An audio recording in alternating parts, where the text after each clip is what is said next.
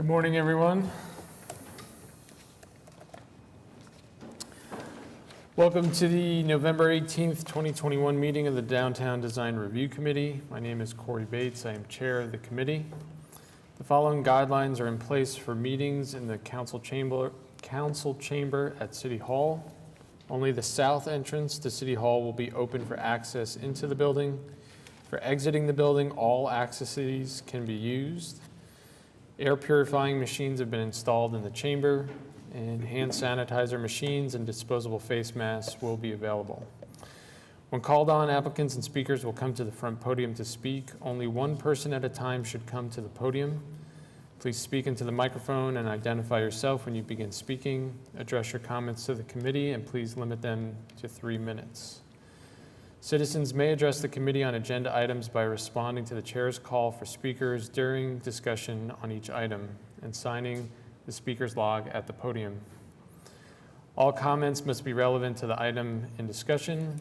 The chair or presiding officer may, in his or her discretion, prohibit a person from addressing the committee and/or remove them from the council chambers if that person commits any disorderly or disruptive behavior.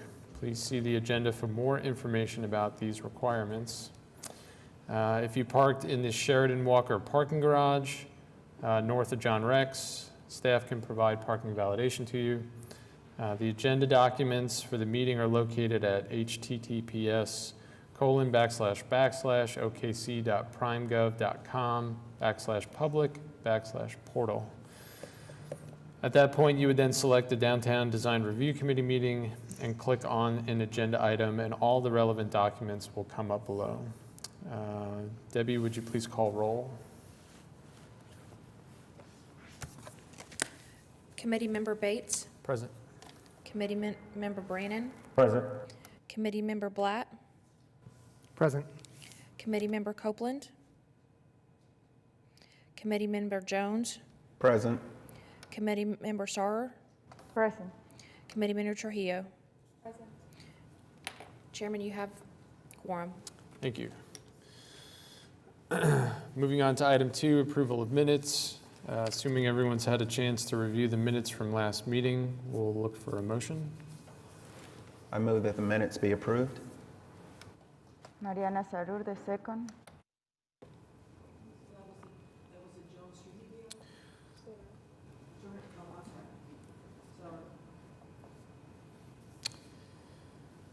And if everyone could vote.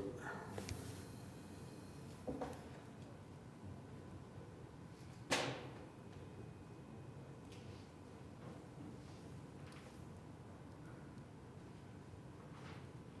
vote did not show up at all. Should we, I'm going to try again.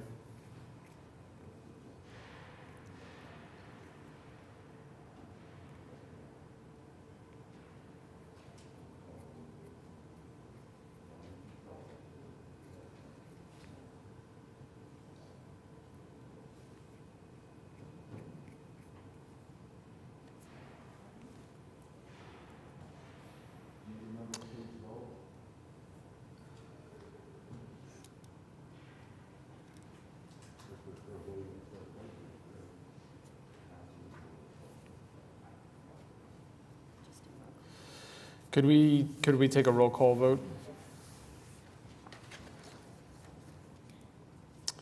So this was a Jones-Sarur motion. Committee Member Bates. Aye. Committee Member Brannon. Aye. Committee Member Blatt. Aye. Committee Member Copeland. Committee Member Jones. Aye. Committee Member Sauer. Committee Member Trujillo. Motion passed. Thank you. Item 3, cases withdrawn, we have none. Item 4, continuance requests, we have none. Item 5, consent docket, we have no items on the consent docket. So moving into section 6, cases for individual consideration. First item is item 6A, Dtca 21-00082 at 1 Santa Fe Plaza.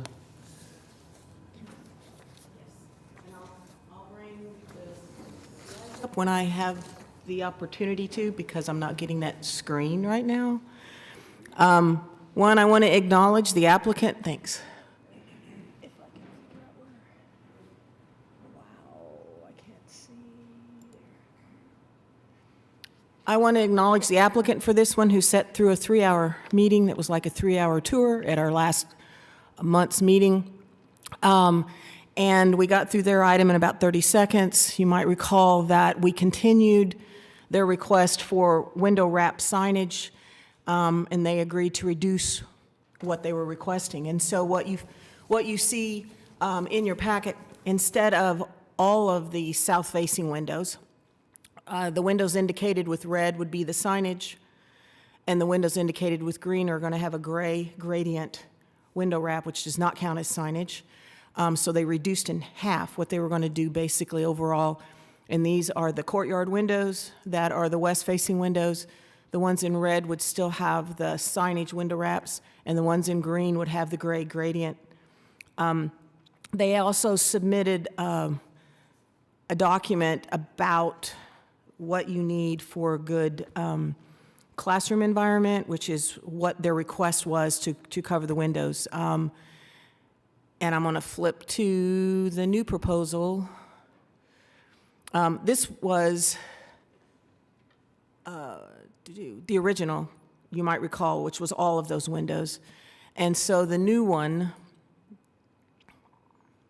cuts in half their request, and so the windows that would have the signage wrap would basically be focused in the corner, and then you can see the ones further away would have the gray gradient.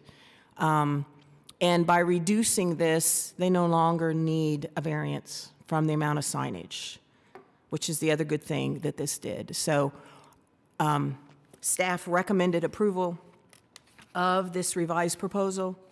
And I thank the applicant for their willingness to work with staff and reduce this. They are here, and I would like them to have an opportunity this meeting to actually come up to the podium and speak, or at least just introduce themselves. Do we have any questions for staff?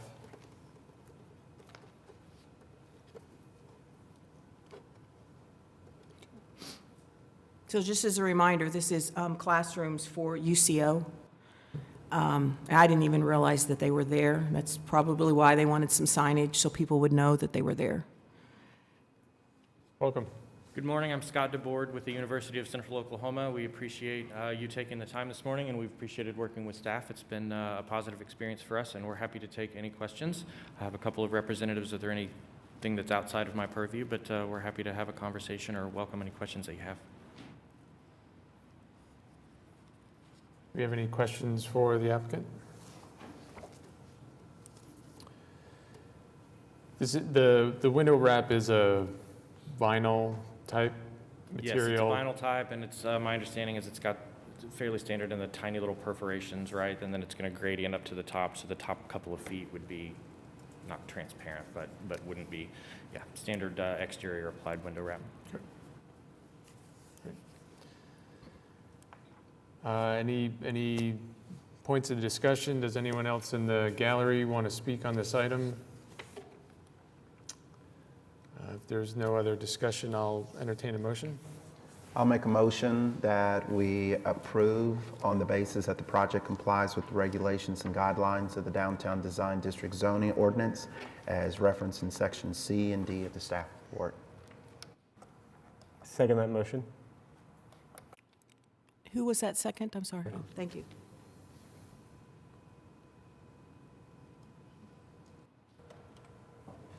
And if everyone will remember to make sure you're on your live meeting tab so that you can see the voting buttons pop up. Thank you. Thank you. Yep.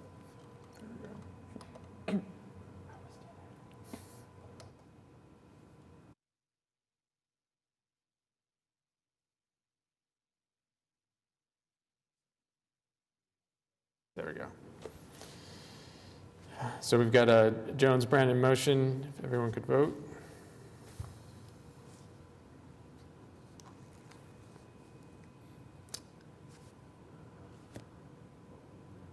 Mine's not popping up.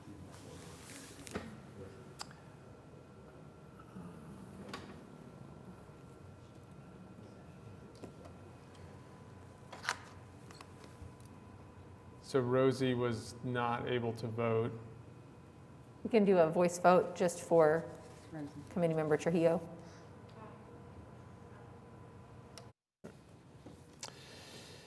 So that motion passes. Thank you all for working with us and working with staff. Appreciate the effort last week and this week.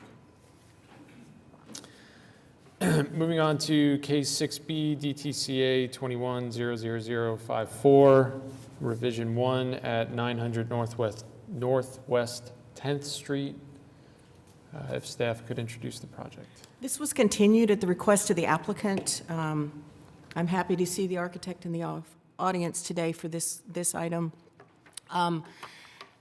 This is an existing building. It's an older two-story building. It's kind of built into a hillside, and there is a medical marijuana dispensary located in this building. The zoning for this only allows one sign per tenant. It's in DTD 1. And so they had previously come in and got approval for the sign that is on the east-facing facade. And they're now coming in because they want to have a sign on the 10th Street facade, on the north-facing facade. And it's kind of unique because it's built into the grade and there's retaining walls on each side. And so when you're driving down 10th Street, you have this is the view if you're looking east, you have this huge retaining wall and you can see the building on the right. And staff, when staff looked at this, we felt that a different layout for what they were proposing would fit better with the building because this is the narrow end of the building. And we felt it needed to be, instead of taller, it needed to be longer. So either the housetop to the left of the words or the housetop not at all on there. And in looking at this proposal, they are wanting a 95.19 square foot sign. They would need a variance for allowing a second sign for a tenant. They would need a variance from the maximum amount of signage allowed, which is 150 square feet. And then they would need a variance from you're allowed 1 square feet for each 2 linear foot of building width. And staff didn't feel that a sign of the size they're asking for would be appropriate at this location. So currently, the maximum allowed 22.4 square feet, because the other thing that is an issue with this is the address that the owner put on the building 3 years ago is larger than 4 square feet and actually eats up almost all of the square footage allowed for this end of the building. And so there's only 3.9 square feet left for this because the rest of it's the address. They want to increase the maximum allowed on this facade by 408%, and we felt that was a little excessive. And in looking at the options and in also kind of looking at where we're headed within the next couple of months, you guys are going to have a hearing on the new sign code. And we're headed toward percentages instead of just the table with the square feet. Staff felt that reducing the size of the sign to 47.6 square feet would be more in keeping with where we're headed with the overall sign code, would be more appropriate to fit in with that end of the building. And they would still need a variance at the present time for the square footage and for 2 signs for tenant. And so staff is recommending approval with the condition that the applicant reduces the size of the proposed sign to 47.6 square feet, revise the shape to be more solid rectangle, which could include the logo to the right or the left of the letters, and move the sign up on the wall to be above the retaining wall.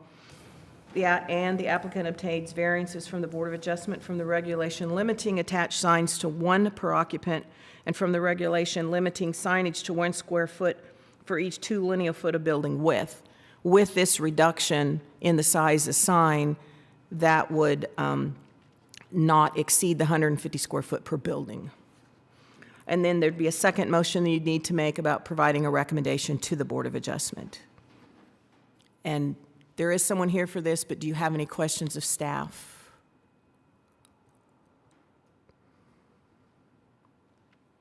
I don't believe so. Rob? Welcome. Good morning. My name is Rob Elliott with Elliott Architects in Oklahoma City. We are not sign designers, but we did help client Carlos Sanchez and Super High House with the store layout, the remodel for the store. Up against the sign code, we obviously need some relief. This is where we start. We don't have any misunderstanding with the staff's report and what the requirements and regulations are.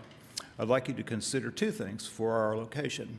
The setting of the building at that corner was obviously built many years ago with what looks like it was intended for 2 occupants. There's actually an entrance on the 10th Street side, and the long end access the building on Francis, there's actually an entrance at that point. The building is obviously 2 levels.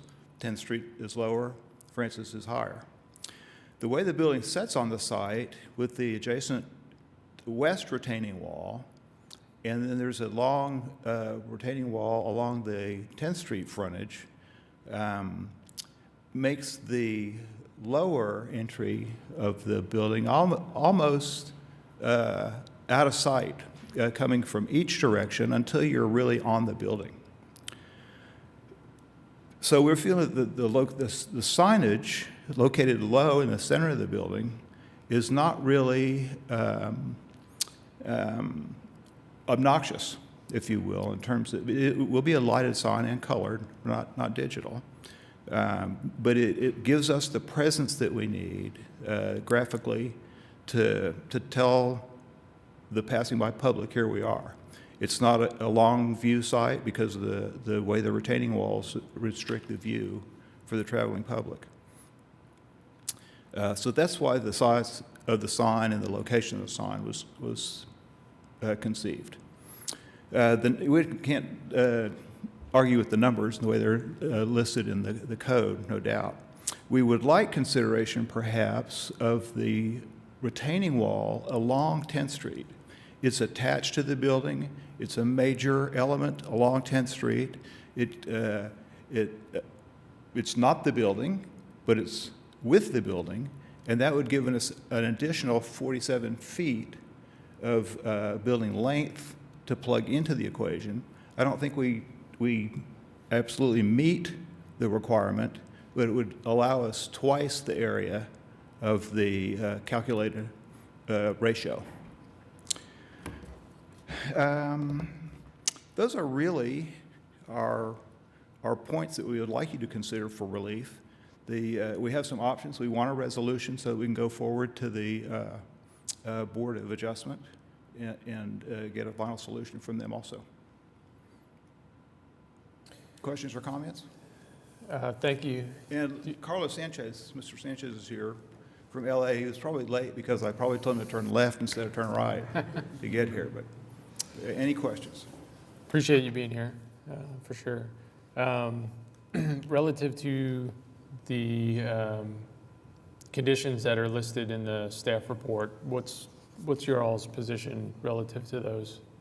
No, we fully understand what they are and what they're based on and don't have any dispute. We're just looking for relief from what they say. Okay.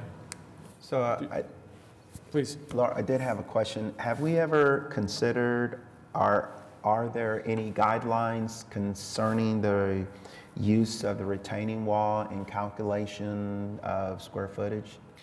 The only thing relative to signage dealing with retaining walls is Right. it says retaining walls and fences are considered freestanding signs. So with that in mind, I wouldn't look on them. It doesn't say they're considered attached wall signs. Right. So with that in mind, I normally would not look on a retaining wall as being part of the building facade. Got it. This wall happens to be attached to the building.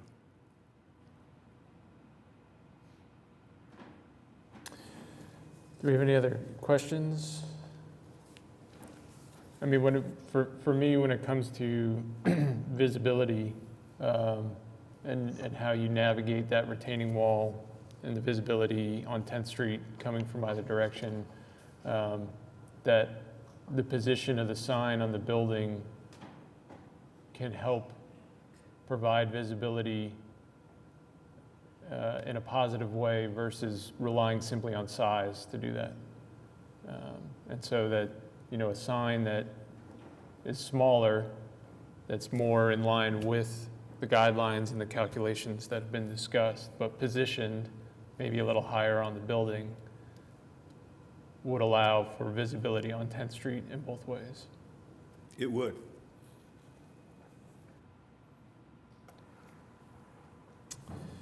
Question. So are you occupying the entire space, both first and second floor? Okay. The way the building is laid out, it's basically the administrative areas on the ground floor, and then the upper floor is the public sales area. The original request for signage that came in had 2 signs, and so I had to advise the sign person they needed to pick one.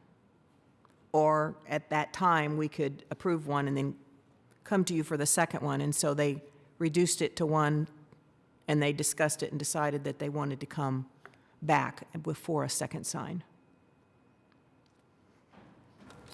Laura, and another question is that the square footage for the sign is also in compliance with the proposed changes that are going to be submitted to us for review?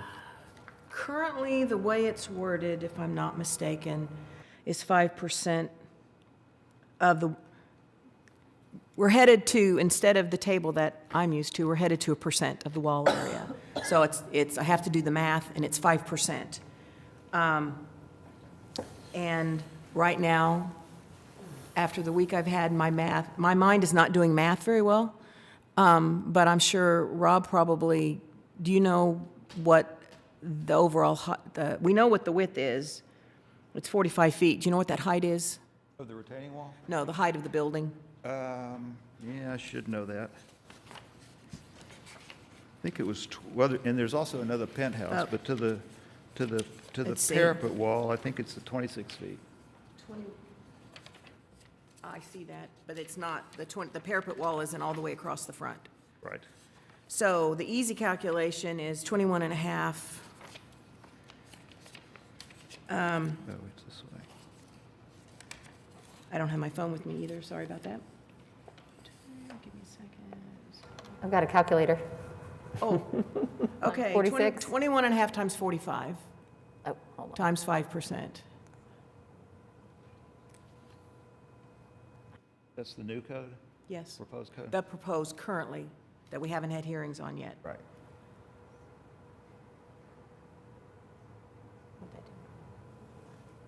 Part of the statistics and the numbers, it was interesting to see that even though that we are so far out of whack apparently on the percentage for allowable elevation, we're very close to the total allowed for the building. I think it's 150 square feet total allowed for a building, and we're right at maybe 153 feet or so over that. I'm getting about 48, Laura. Pardon? 48.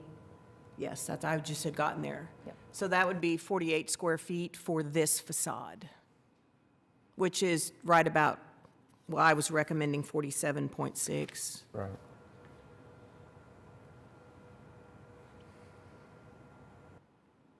Could you explain again the use of space?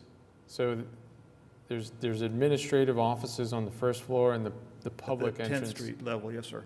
The public entrance is on the second floor. Yes, entrance from Francis.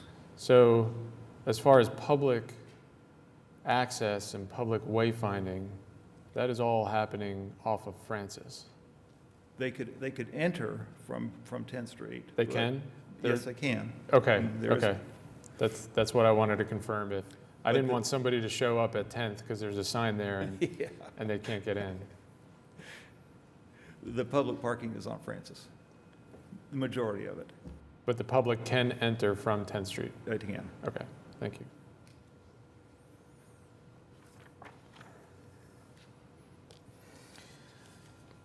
Do we have any other questions, any other thoughts? Is there anyone in the gallery that would like to speak to this?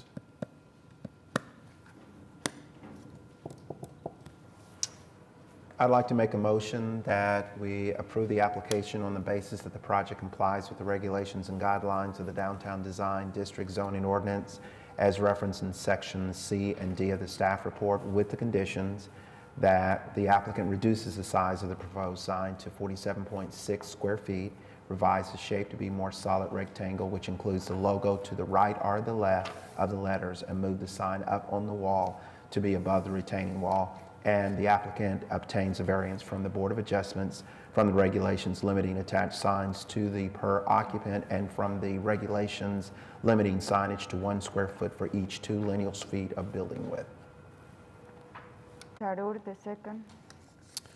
We have a Jones-Sarur motion.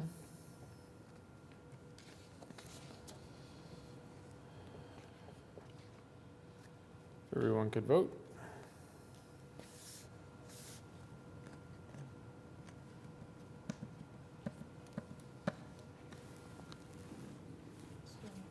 Still not coming up? Okay.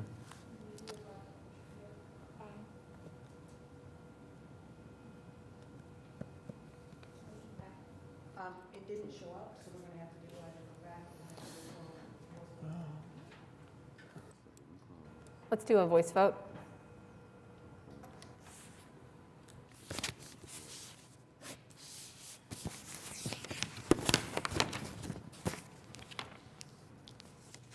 Chairman Bates, Aye. Chairman Brannon, Aye. Chairman Blatt, Aye. Chairman Jones, Aye. Chairman Sauer, Aye. Chairman Trujillo. Motion passes. Thank you. And we have And then- another motion that needs to be made? Oh, sorry, yes. Yes. Second motion, I would like to make a motion that we provide a recommendation of approval to the Board of Adjustments for variances from the regulations limiting attached signs to 1 per occupant, and from the regulation limiting signage to 1 square foot for each 2 lineal feet of building width. We have a Jones-Trujillo motion.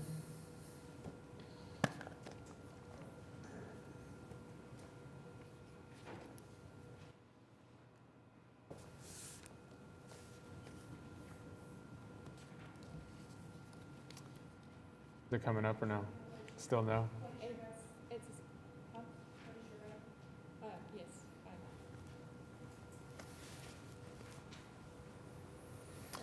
There we go.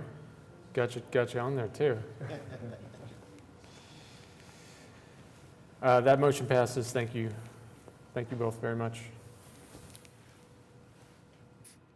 Ask a question on the motion, so that I make sure that I understand the motion? Yes. Is the motion that we need to reduce the size of the sign Yes. and relocate? Yeah, Okay. the conditions included. Okay, just want to make sure. Yep. Okay, thank you. Thank you. Mr. Chair, if we could take a pause at this moment. We Yep. have a member who's going to be leaving the horseshoe for this discussion.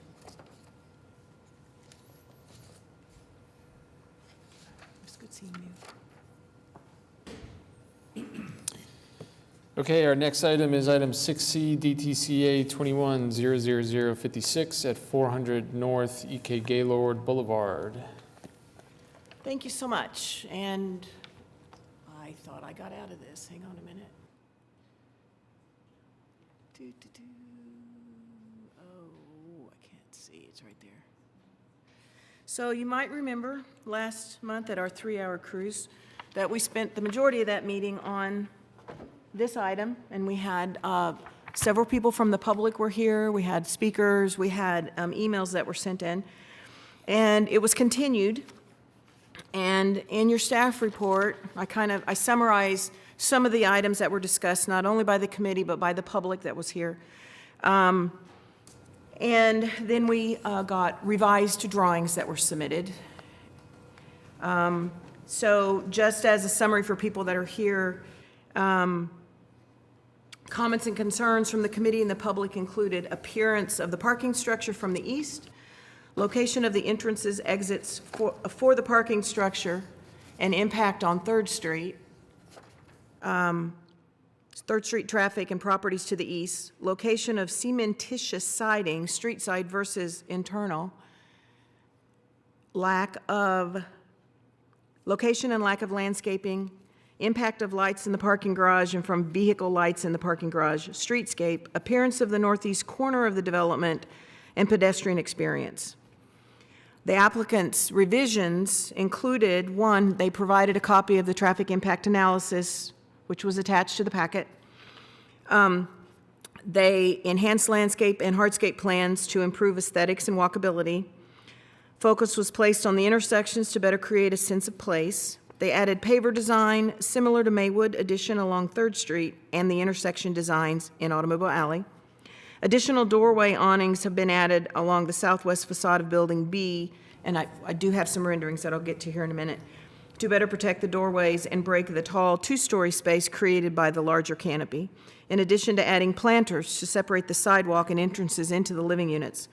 The eastern facade of the parking garage has been revised to be a patterned, integrally colored concrete panel facade with the color chosen to match the proposed adjacent fin colors and to help the overall facade blend into the sky. All parking lot lighting will be shielded, and photometric study was provided. And an entry off of 4th Street, which was something that was specifically brought up by the committee, was added for the parking garage. I have 2 comments that have been made, or 2 questions that have been asked of me by individuals in the last couple of days. One was a resident of the Brownstone was expressing concern about the proposed vertical sign on the east facade. There was a sign that was proposed down in this corner that was on the east facade, and it stayed, well, that's the wrong view. This one right here. And it didn't move when they moved the main entrance to the parking garage up across from the Y. And so that's one thing that I did mention it to the applicant, he's here, because it would probably be more appropriate for that to be moved to where the primary entrance is now, so that it would be not on that south corner, but on that north corner. And the other comment that was made to me was a concern for the ability to still close the street for events that they've had in the past where they actually close the street and they have them in the streets. And I don't know what the overall answer on that is, and that's something that we can discuss with the applicant. So I wanted to try and get... So here is the revision to change the precast concrete facing the east.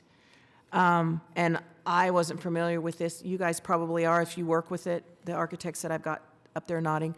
And so they tell me the color is actually all the way through it. So it's not like it's on the outside like you painted it and it chips off. It's all the way through it, so it will retain its color. But it also is not just flat. They can do it so that it has ridges, and so then you add more interest to it. And they were showing how it will actually pick up one of the colors that's in the metal fins. And then this is the one thing that I mentioned that they added, because that was a concern that was asked at the last meeting when you had the awnings that were up at 2-story level and you had the doors, entrances down on the 1st floor. And so they're changing that up. They're also adding the planter so that it separates the public sidewalk from the entrances into the unit, so you kind of have your own little space in front of your unit. A couple of views of that to show how they responded to the concerns that were brought up at the last meeting. Changes that they made on the corner with their landscaping. Hopefully you all understand this better than I do. Okay, good. And trying to get to, we asked for pictures of the actual precast concrete with color, with that color, and so they provided them. They couldn't find another parking garage, so this hadn't been used in a parking garage yet, so that they could show us that, but they did provide us with those. And this is about the planners that they were doing. We have the traffic study. So I need to go back to the revised site plan. And then if you have any more questions of me, please let me know. The architect is here. Do we have any questions for staff?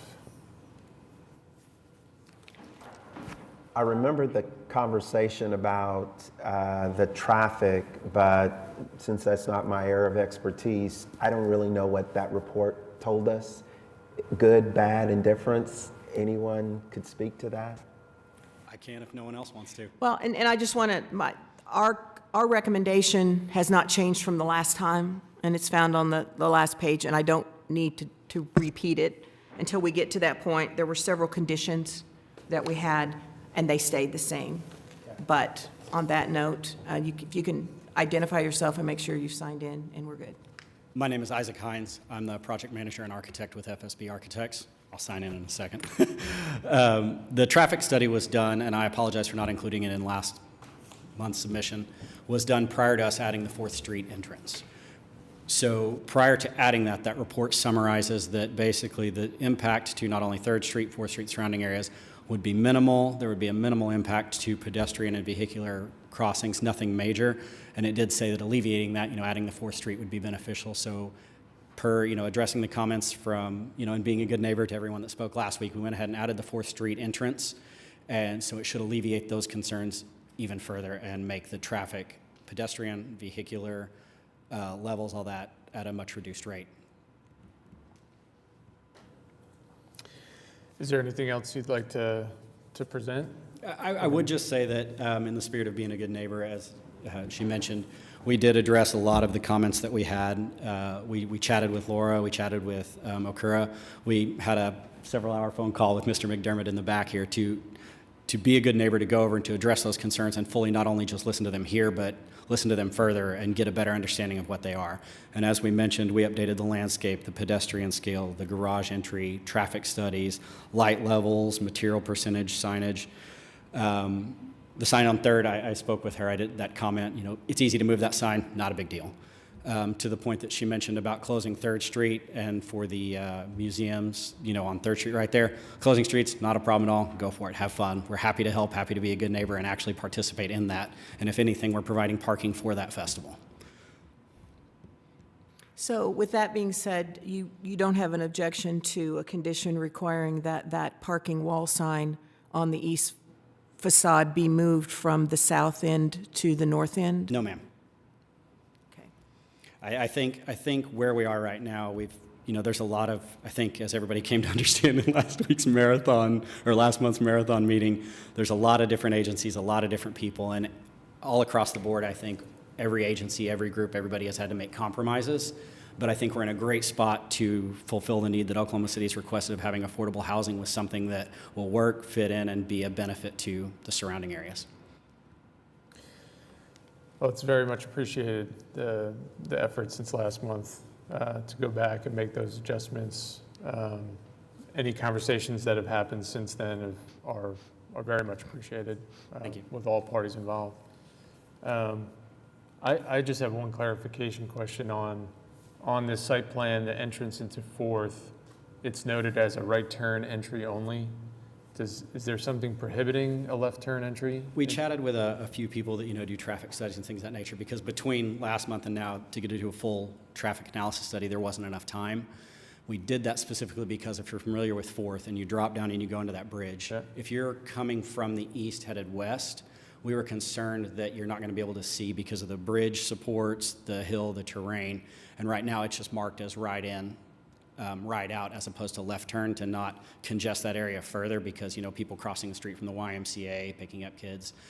We just felt for now we'd show it that way, but if we need to study that further for it to be right out or left in, we could do that too, but I think right in solves the problem. If it's not yet studied, I would strongly recommend that because... I say it's not studied. We're chatting with people about it, but to get you a formal report. Otherwise, I don't know what would prevent folks from turning left into it. So that I think people are going to do that anyway, honestly. Right. And I so think as long as they're paying attention, it's not a big deal. Right. So, acknowledging the assumption that people will be making left turns in, I think it's worth acknowledging that and just making sure that the study reflects that and that. And we, like I said, we're continuing to look at that, and what we want to do is, before we say for sure this is left in also, we want to make sure that it's safe for the pedestrians, the residents, visitors, whoever that is. Right. I know there was discussion last month about the adjacent lot to the south of 3rd and EK Gaylord. Has that been addressed at all? Are you talking about the little park. Sorry, the little Sorry, park I'm directly confused to by the the south. question.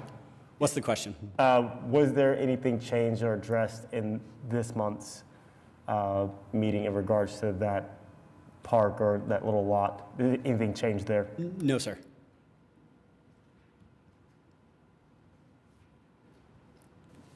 You're talking about the piece across 3rd? Yeah. Yeah. Correct. Yeah, no. Still keep that. It's a nice green space. It's a nice little break for the city. Do we, please. I do think it's worth noting. It's appreciated all the work that was done. So many things were touched, and each one was touched, not just with, like, we're going to check the box and represent it, but integral color and texture, the paving patterns, looking at the way that people would get in and out, scale against the building. It's definitely noticed that you took some time to address each item with purpose, and I appreciate that. Thank you. That's just, that's part of our daily job, is listening to people and responding, and any, comments, especially like these, give us a chance to make it better. So we're happy to do it.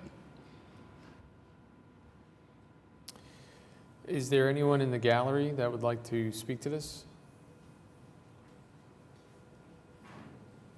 And just as a reminder, if you could sign in, and you'll need to come up to the microphone to speak. Thank you.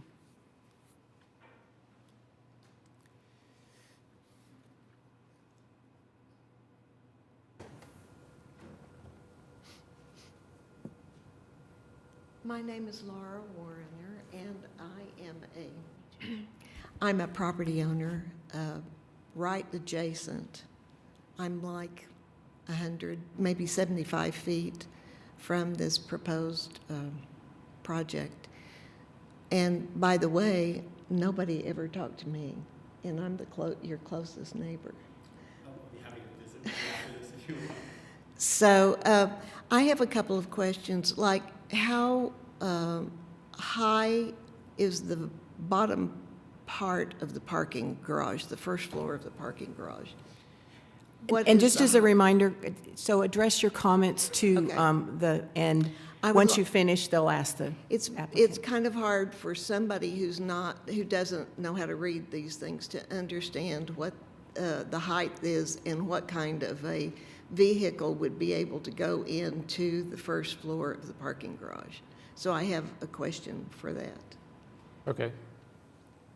We can, if you want to address all of your concerns at once, we can take that in, and then we can go through each The one. reason that I'm just asking that is that we have apartments to the east of us, and we have 18-wheelers, we have box cars that come into our facility, into our parking lot. Not that this would do it, but if there's not a street, if there's not a way that they can get into the parking garage for people moving into those apartments, then that means that they're going to be parking out in 3rd Street or 4th Street or something to be able to unload these apartments, furniture and stuff like that. So I was kind of unclear about that, because that could be a horrible thing for the traffic around there.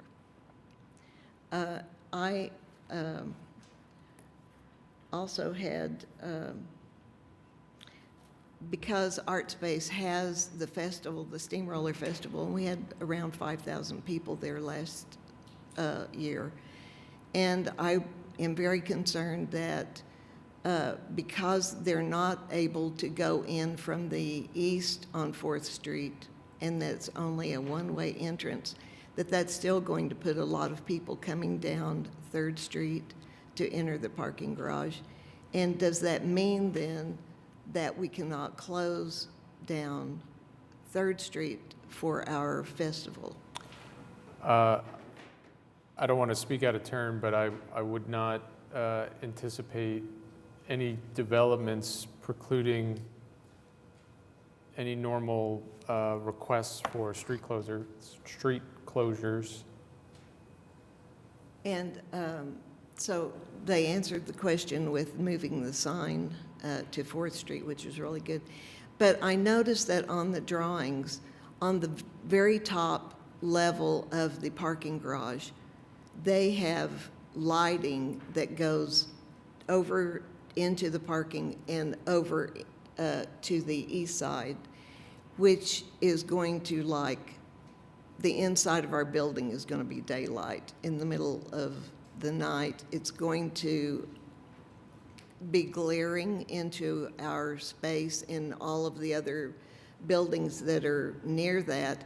And I was wondering if those lights could be moved farther interior, but it looks like that it would be difficult to do that because they're on posts. And so I don't know how they could change that, but even if they didn't have the light coming over on the outside, it would be somewhat helpful. Okay, and we can certainly discuss shielding options. So light fixtures typically come with some shielding options that control that the light stays where it's But you're not going to be able to shield something that is that high. You can shield it out this way, but you can't shield it this way. Right. The light would still be aimed Right, down. yes. It would still shine down, but to prevent it from going any far east past the edge of the building could be accomplished as far as Yeah. light pollution coming past the building. Well, thank you for listening to my concerns. I appreciate it. Yeah, and Isaac, if you don't mind, it seems like there's two topics to address. One, what provisions have been made for large-scale vehicles, trucks, with regard to folks moving in, as well as maybe even deliveries on an everyday basis. And then second, or three, maybe confirming that this development would not prohibit or impose any street closure requests that are typically made. And then third, addressing the light fixtures on the top level of the garage in regard to any light pollution that would extend east of the building facade. I'd be happy to address all three of those. Thank you. And I appreciate your comments. Like I said, it gives me a chance to make it better for you. So to the first one about moving trucks, the ground floor of the garage we've set high, so if an ambulance had to access or a fire truck, tall vehicles can get in. The intent was not to have delivery trucks use that, but that's the reason for the central north-south alley, is that is not a main thoroughfare, but when we just had the entry into the garage from there, the southern half of that was meant to be a space where semis, moving trucks, people in pickups could park, and it's a temporary lane for loading and unloading. The intent was we did think about that from day one, as we don't want people moving in and out and blocking the streets because of the busyness. So you're talking about this space in Yes. between the buildings Yes. that goes north? and Specifically, the southern half of it is meant to be an area that is a temporary loading and unloading zone, whether it's Amazon, FedEx, people moving in. We've accommodated that since day one to keep moving trucks out of the street. So the goal, I can't tell you, we've talked with the ownership, and they're on board with that as well, that it's an apartment policy. Don't load and unload in the street, use this area. And so we'll work with them and SOPs. When they lease it, they'll tell them that's the space. And so is there a curb cut at the south end of that? There's a mountable curb for vehiculars, yes. Okay. So that if a fire truck had to come in also too, we want to be able to get to fight it as well. And so that area that we utilize for that can be double duty. Okay. To your second point about let's go to the closing of the street. Again, the north entry is an entry and an exit. I don't anticipate, like we said, having to I don't think we're ever going to be like, no, you can't close down the street. Now that we've adjusted this and updated it, the ability exists for 3rd Street to still be closed down for festivals. We love festivals. It's an art, we've kind of had this artist feel to this the entire time. So we want to be a good neighbor. We'll work with Art Space and whoever to help make sure that not only can you do what you want, but we might be able to pitch in and help out with that, just from a design standpoint and parking. And I think there's a way to have some synergy there to make that festival even better. I've been to that festival. I love that festival. We by no means want to kill that. We want to encourage that. And then to the final point about lighting on the garage, the heads on the top, we've had discussions about that. That head that faces out, we're going to take that off. It's not needed. In the photometrics, we ran it both ways, with light poles on the perimeter shining in, or a pole down the middle of the garage with dual heads shining out. The poles on the perimeter shining in actually had less light pollution to the neighbors, specifically to the east. And as you saw in that photometric chart, right about the railroad tracks, we were less than 1 foot candle. So to the point of when you stare at a light source, like if I stare at that light, it's obviously bright, but the actual ambient light that bleeds across is substantially reduced by putting the poles on the outside with shielding shining integral to the garage. So did you say that you're looking, instead of having the double heads, you're talking about just having? Take the head pointing toward the east won't be there. Okay, so I'm thinking that we need to, I will write up something because we need to have that as a condition, because that captures exactly what he said, that they would remove from that. Yes, Okay. ma'am. I believe the staff report currently includes a condition for updated drawings. Yes. To capture any kind of updates exactly like this prior to CA. Yes. Great. And sorry, if you don't mind coming back up, just so that we got to be on the mic so that it can Hey, be I'm recorded. sorry. You're good. You're Do good. they need to be that much higher than the posts that are there? So I think there's a question about confirming the height of the light fixtures. Yes. So that, I'll speak up. The posts themselves, Yep. you see on this side, is where the ramp slopes. It's where the ramp slopes, so the adjacent deck next to it, the lights are not as tall as they look, but to provide the light levels, yes, they need to be that high. But again, as I said, that's to make sure we have sufficient lighting for a safe parking garage to ensure that not only the public that parks there, but the residents that park there have the correct light levels based on that photometrics to ensure safety of a working garage. As you can see, the reason the concrete columns go that high is they are supporting the flat deck to the west. If we have a garage planned, because this is the slope side versus the flat side. So, by all means, I think we've dropped those as much as we can to maintain the light levels we need in that garage to maintain safety. Thank you. You're welcome. Do we have anyone else in the gallery? Yes, please. And again, if you could state your name and sign in.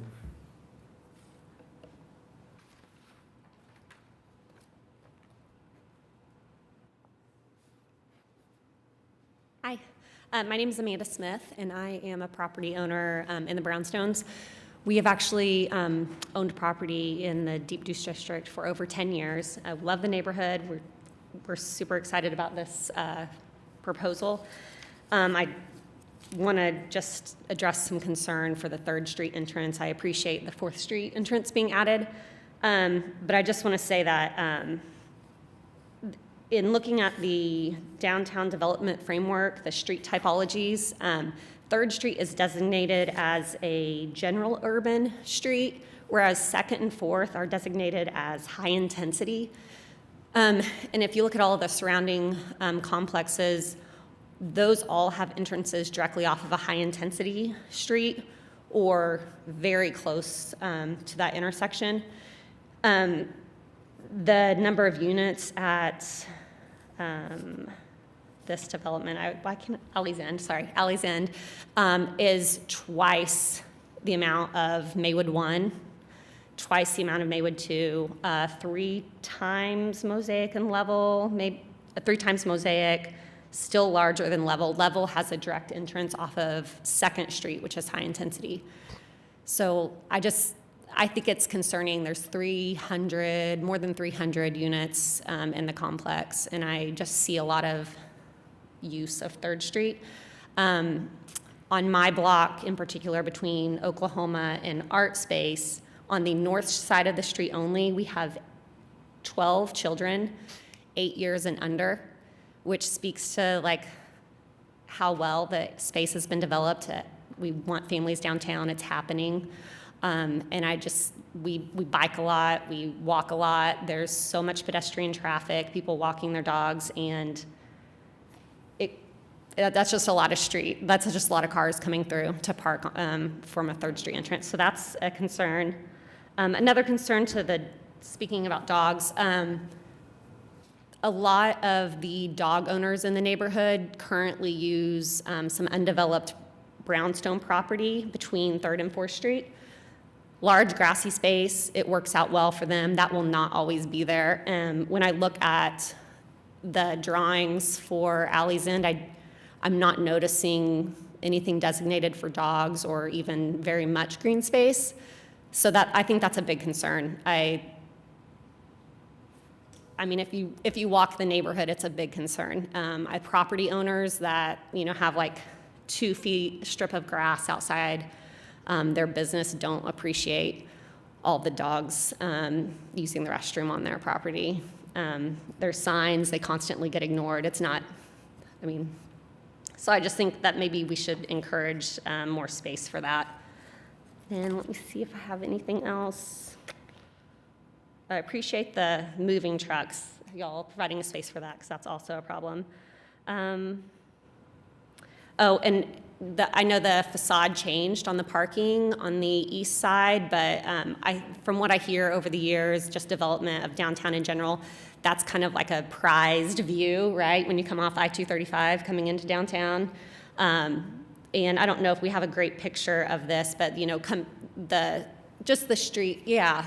And I'm not saying that's bad, good, but I just feel like there's a lot of leaders in the city that care a lot about that view, and so I appreciate efforts to improve upon that.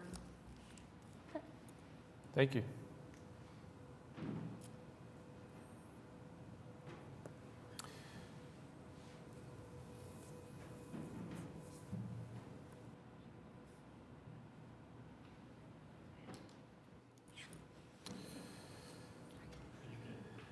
So if you could, 2 concerns to address. First is the traffic on 3rd Street, and maybe if you could at a higher level of detail, and maybe we can even look at it. I know it. The traffic study and the traffic study prior to adding the entry on 4th stated that overall, in summation, this garage and these apartment complexes would add approximately 14 cars per hour to 3rd Street, which is not a substantial increase. Okay. And then with regard to walking dogs and Greenscape. Correct. We studied that because that was a comment we heard from last month. And again, like I said, to achieve our goal of getting affordable housing in Oklahoma City, everybody's making sacrifices. But we looked and browsed where dog parks exist. And if we want to live, work, walkable community, there is the parking lot at 9th Street. There is a dog park at 2nd Street. There is the park to the south that we didn't touch, to your comment earlier, that's this nice, beautiful green space. And to, Ms. Smith's comment about, right now they're using a vacant lot that won't always be there. We understand that that's part of growing pains of a city, but I think the city has made remarkable strides in providing those amenities, like I said, through the use of dog parks. And then, we didn't intend to add one just because what we're trying to accomplish is to get the affordable housing here, to encourage people to use the dog parks, to encourage the sense of community, to encourage people to get out and meet their neighbors, and trying, as opposed to just have an isolated view of having a yard where you never get to get out and experience your neighbors, the world, view the art, make this a walkable city. And this development has full ownership of that lot, of that piece of land on the south side of 3rd Street? That was part of the Okura proposal, yes. Okay. Do you have any sense of what size area that green space is? When we studied this a few years ago for a different proposal, we looked at it, and I don't remember that number off the top of my head, I apologize. It was relatively small, and so when we studied that, it was either for, it's a nice space for, an exterior art exhibit, or keep it as a park, because one of the things I do hate to do is destroy green space. And being that it's just this rolling hills with trees, I think right now we feel that's the best fit, is in addition to the alleys that we're proposing in the neighborhood, the art spaces, that's an additional green space that we can capitalize and utilize. To that. Wait for it. So. Right there.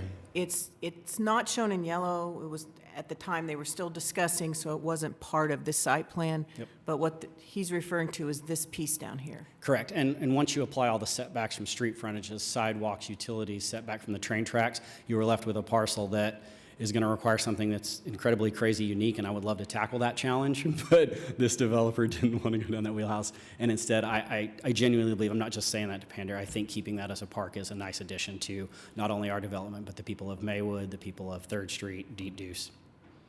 So the full intention is to keep that a green space? Yes, we have no plans to do anything with it, other than keep it as a green space. Before continuing, opening this up to the gallery, just want to give a chance. Any comments, questions, discussion points from the committee? We can keep going. Okay, thank you, Isaac. Is there anyone else in the gallery that would like to speak to this? Good morning, Mr. Chairman, members of the committee. My name is Anthony Mcdermott. I office at 415 North Broadway, right across the street west from the site, and I live just across the tracks on the east of the site. So I'm pretty familiar with the neighborhood. And I wasn't even going to speak to the dog issue, but if you don't live in this area, you have no idea what an issue that is. No idea. There will be a pervasive, very strong smell of dog urine throughout this development. I can just tell you that. The little space across the street to the south of 3rd is bermed. We have a leash law, and I will say that most of my neighbors do use a leash on their dogs, but they're not going to climb up on those hills for their dogs to go to the bathroom. They're not going to cross 3rd Street to go to the bathroom. Trust me. They come outside the door, the dog pees, and worse. So it's just a huge issue in our neighborhood. We have 1,000 homes, hundreds of dog owners. They're young, and there is no training for dog bathrooms in our neighborhood. So anyway, that's an aside, but I just want to reinforce Amanda's point that unless you live in this neighborhood, you don't understand. You have to make a provision for pets. It's not optional. And that little green space with the berms on it is not going to get it. People are not going to go there. So, but it impacts the neighborhood, but it absolutely impacts this development. Okay, so I wanted to ask Isaac, and Isaac and I did have a conversation on the telephone or a Zoom meeting, and I'm assuming there were no changes made to the buildings themselves, to the elevations. We added the awnings, we added the planters out front, we changed the rails. Sorry, Isaac, if you could come up to the microphone. And maybe, Mr. McDermott, if you could maybe finish your comments so that we don't play back and forth if you want to go through any other questions, sure. and then Isaac can respond. Sure, that's fine. Thank you. Just a general announcement as far as the microphone goes. So we are recording the video. It is being broadcasted publicly, and so anytime anyone speaks, it's really important to do so into a microphone for the audience beyond this room. Right. So I am going to try to contain my comments to those of a neighbor, not as an architect, just as a neighbor who lives in the hood and understands how the hood works. When I was talking to Isaac, we did confirm that this garage is under separate ownership. So this is a commercial garage. This is not owned by the developer of this development. So even though it will serve the apartments, I'm assuming on some sort of leaseback deal, it's a public garage. So it will have transient parking, it will have monthly parkers, it will have event parking. It's a public garage, to all intents and purposes. owned by a private developer. So I think that informs the conversation about the garage. The concern about this garage development is really the focus of my neighborhood, and there are many other neighbors that couldn't be here today but have expressed their concerns in the past. One of the things that the neighborhood would really appreciate from the developer is the elimination of the entrance into the garage off of 3rd Street. There is a traffic study in here. It's not very exciting reading, but it does project that in 2030, peak vehicle entrance into the garage is going to be 13 vehicles per hour, or at off-peak, 3 vehicles an hour. My question would be, if the traffic is that light, if it's predicted to be that light in 10 years' time, why would you even have that entrance into the garage if the neighborhood dislikes it and objects to it so much? It may have something to do with this being a commercial garage with a massive sign on the south side of the garage. I don't know, but I'm asking the question of the developer if they couldn't forego that entrance on the south side because it is projected to have such little traffic flow into it. Why have it at all? Why not just defer to the neighborhood of established residences to the east and let it go? Let me speak to the elevation on the south side, which I appreciate we've painted the panels blue, or we've colored the panels blue, not painted them blue, colored them blue. But it is still a very unattractive elevation for all of those residents to the east side. Thousands of them.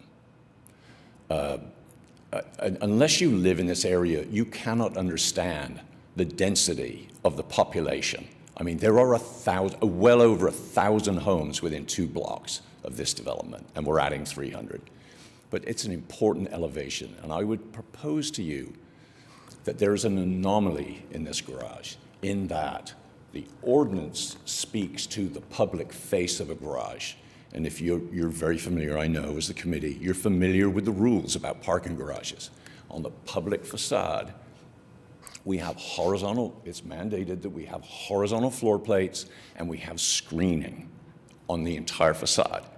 I would propose to you that there is an anomaly here, and this garage is kind of viewed backwards, that the east elevation of the garage is the public face of the garage. It faces a 100-foot right-of-way. It is seen by everybody coming into downtown. And I don't want to overstate it, but the elevation on the interior of the lot is actually the back of the garage. It's not the face of the garage. This is the face of the garage. So I know it's being reviewed by staff, and staff looks at the west side of the garage as being the face of the garage, which is on a property line. I'm assuming it's a 0 property line. 0. Which facade are you talking about? The west side. Okay.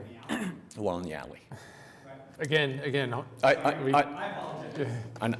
And I don't have that in front of me, but I've seen 2 different versions of the site plan. One has the property line for the garage right on the face of the garage.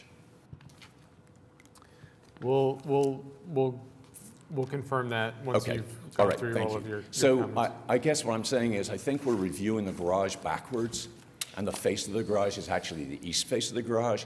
The west face of the garage is a rated wall, which is about, I don't know how many feet away from the apartments. It's very, very close to the apartments. But I would ask the committee to consider that the east face of the garage is actually the face of the garage and not the west face, which is on a property line, an interior property line, which would be reviewed completely differently.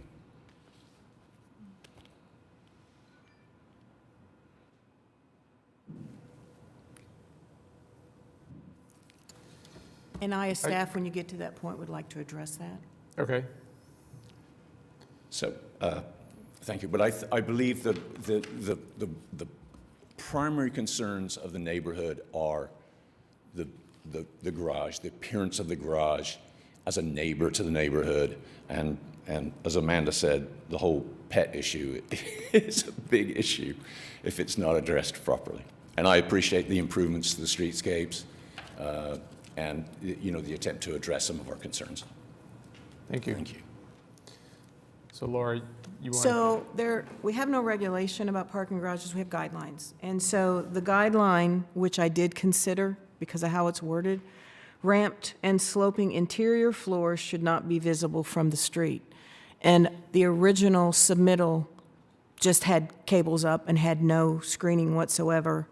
And I pointed that out to them, that they did not meet that guideline, which I felt was, yes, it's a guideline, but I felt it was very important. And then they came back with, I call them knee walls, I'm not really sure the proper terminology for them, to provide that screening so that you didn't see the floors. And so it was considered when I reviewed it, might not have been the way someone might have wanted it done. And the only other things we discuss in there, it talks about where stairwells are supposed to be and the fact that we needed to have clearly marked entrances and exits. And so there are only 3 things that are actually listed in our handout for parking garages and their guidelines. And in regard to street-facing facades? Well, it says visible from the street. I don't have anything that talks about the actual material of the facade or anything like that. This is the only thing I have that talks about should not be visible from the street, and I felt that the east facade was visible from the street because it was visible from 4th and 3rd Street, even though it doesn't front on a street, and that was part of the original conversation about the cables aren't going to cut it.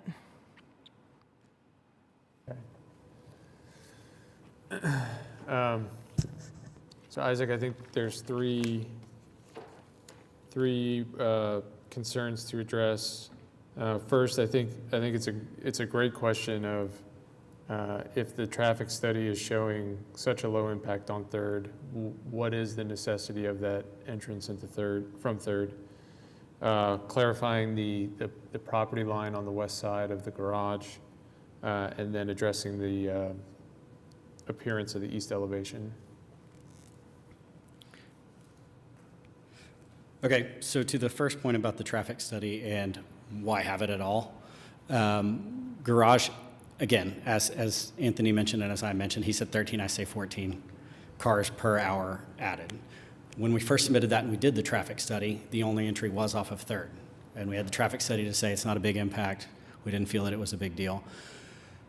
Being the way that this site works sets up 4th Street, the YMCA is across the street. To further answer that question about this is a public garage, it's an event garage, it's a transient garage, not 100% correct. We're going to allocate 300 to 500 spots for the units themselves. Then we're negotiating with the YMCA right now to allocate another batch of parking spaces to the YMCA. We identify they have that need, even though that garage is to the north, it's not used, they're going to use ours. And so we've got a bus stop on 4th. We have a pedestrian crossing for not only YMCA gym users, but people dropping off their kids for the daycare, things of that nature. So anything we can do to help alleviate that and have an entrance on each side, it will make the people attending and using the Y that much safer because we're not forcing all of the traffic to then be congested with a bus stop and with a pedestrian crossing that's mid-block on 4th. And so that's the reason, and that's kind of why I would say I would like to keep the 3rd Street entrance. And if the traffic study projects 13 per hour with only 1 entrance, what is it with 2? Do you see what I'm saying? And so it's to alleviate, I've got to take into account not only the concerns of deep deuce, which are valid, but also we have to be a good neighbor to the YMCA and all the people that use that as well. So I think that is how I would address and answer that first question. To your second point, which was the property line on the west side of the garage. In the construction documents, and it might not be illustrated in these documents meant to portray the intent, right now that parcel's split up and there's random property lines. We're cleaning all of that up. We're going to remove some that are unnecessary, and we will strike one between the garage and the units. To Anthony's point, the west side of the garage is a rated wall, and by code, we have to maintain 15 feet separation. So the property line will be struck in there to accommodate those separations, to maintain fire ratings, to maintain health, safety, and welfare of garage occupants and apartment occupants. And your third point was that about the dogs? The east facade. East facade of the garage. Okay, so we had a lot of discussion back and forth, not only with DDRC, but with Okura and with city staff as well. And the way that the code reads, and I'll agree with Anthony, I think it's a little bit ambiguous, street frontage. This facade doesn't front a street. To Anthony's point, it fronts a 100-foot right-of-way because there's a train track running through there. The reason you can see this from the streets in his neighborhood is because of a topological issue, that the terrain rises substantially. And if you want to jump back to that view, if you wouldn't mind, the one that showed it from 5th and Harrison, keep going. Right here. Yeah, so we're at a substantially higher point here. And so that's the reason you can see this from a street. The code doesn't read any street or all streets. The intent, I think, was that the sides that face the garage themselves, 3rd and 4th, this doesn't actually face a street until you're substantially further away. But all that to say, we're not digging in our heels. We're not doing this. She's right. We submitted just cable rails first, because we're balancing cost, construction dollars in the current climate we're in right now, which is not fun. But we've addressed that and to our executive summary by adding the integrally colored concrete panels with the ribs. It plays on the same fin, that the steel fins, to get those shadow lines that'll change throughout the day, give it some interest, some variety. The integral color was to make sure that that color is long standing and it doesn't fade, it doesn't chip, and it doesn't erode into something that looks bad. And by going with the shades of blue like we did on the steel fins, as you can see in this image, it does tend to blend in with the sky. And so when you look at this, your focus is not on a bright white concrete wall, on a bright gray steel rail. It blends in with the sky, and your focus does become the Devon Tower and all the skyscrapers in the background. You still get the city view. So as far from a compromise standpoint on the east side of that garage, we felt that this was a very good compromise to balance budget, constructability, neighbors' concerns about views, and maintaining a beautiful Oklahoma City skyline. Thank you. You're welcome.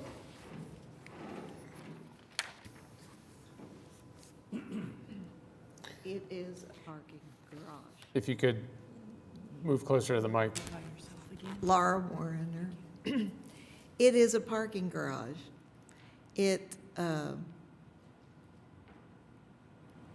The apartments, all of the apartments that are in the Deep District are wrapped parking garages. So you don't see them as garages. They still can be seen as part of a structure or a building, but this is a parking garage. And for some reason, in my mind, where we are today, he's saying that you can't see it from 3rd Street and 4th Street, but this is the main entrance from Interstate 235 to downtown Oklahoma City. And that is what you will see when you enter downtown Oklahoma City. It is a parking garage. As to the animals, for sure, in our neighborhood, I would almost say that every single person in those apartments around there have 1 or 2 dogs. And we are continually replacing all of our plantings in our gardens because people do not pick up their dogs' stuff, and they absolutely will kill anything that is growing anywhere around them. So I really think that they should think in terms of other options as far as animals are concerned. It's kind of interesting to me is that this project sort of turns its back on the closest neighbor, which is Deep Deuce. And it's kind of an insult to me. Thank you. Thank you, and thank you to everyone for your comments and your input and the discussion today. It was very cooperative and straightforward, so that is very much appreciated. Laura, do you have So something? I hadn't read through our recommended conditions. There were a couple of things that the applicant agreed with. So I wanted to kind of, and I didn't have that covered. The chair pointed out that there's a requirement for some revised drawings, and I have some additional wording for that one as well. So I was just going to kind of read the conditions that staff is recommending, point out the ones that the applicant agreed to add that address some stuff. So the first one we had was the applicant either relocates the existing bus stop on Northwest 4th Street or provides for the continuation of the bus stop on 4th Street as approved by Embark. It's my understanding it's going to remain, but I wanted to leave this worded both ways just in case, because originally it didn't show up. The second one, the gates for the dumpsters, trash compactor enclosure shall remain closed at all times. And you're going to hear that from me anytime there's one facing a street from now on. The freestanding signs for parking are reduced to a maximum of 10 feet in height. So as you might recall, they were showing them 20-foot tall. They're both going to need a variance because they're both in the right-of-way, and staff didn't feel that they needed 20-foot tall signs. So we're okay with the 10-foot, and they can get the 10-foot just by removing the top half of the sign that they were showing. The next one, which deals with the resubmittal revised stuff, I added some wording. The applicant submit revised elevations and renderings to reflect all revisions required by conditions and as illustrated in the renderings to staff prior to issuance of the certificate of approval.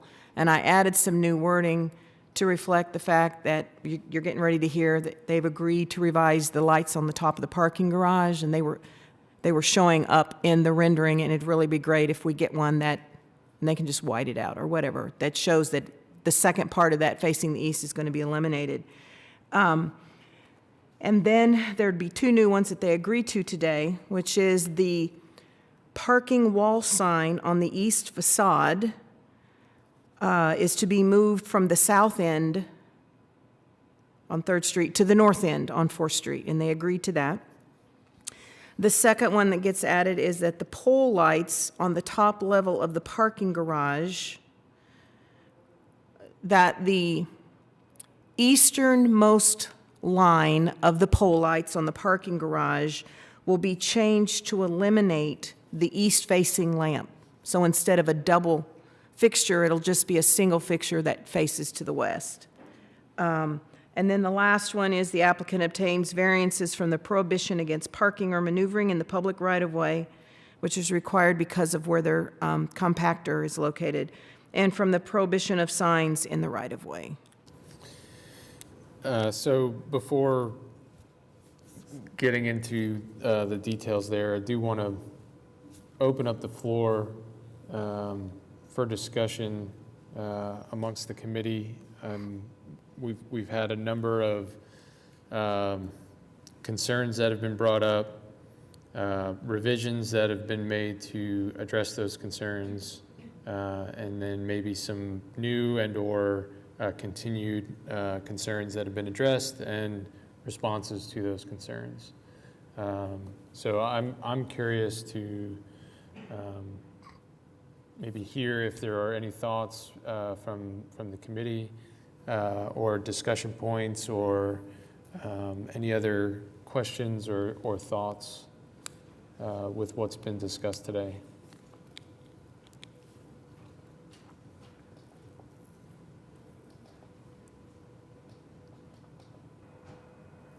I've got one question. So to the immediate east of the railroad tracks, how much undeveloped property currently exists? I was trying to see it on this. I realize there is some parking, but there is some land. It's off of this site as well, and I just was not able to pull it up yet. But the reason why I'm asking is that we're talking about a line of sight that has not just the 100-foot right-of-way, it actually has additional right-of-way in between it that essentially could end up making this entire conversation moot in some way, shape, or form. Because That's what I'm getting to, is we're starting to get into hypothesis about what could or could not occur. There's more land to be developed in between the current resident and the right-of-way of the railroad tracks, which then is 100 feet wide before we get to the edge of the property. I'm just curious how much land is in there currently. Does anybody know approximately? Katie, can you get, That's the parking lot. It's probably, oh, I'm sorry. My name is Anthony McDermott. There you go. It appears to be as wide as Yeah, art right. space.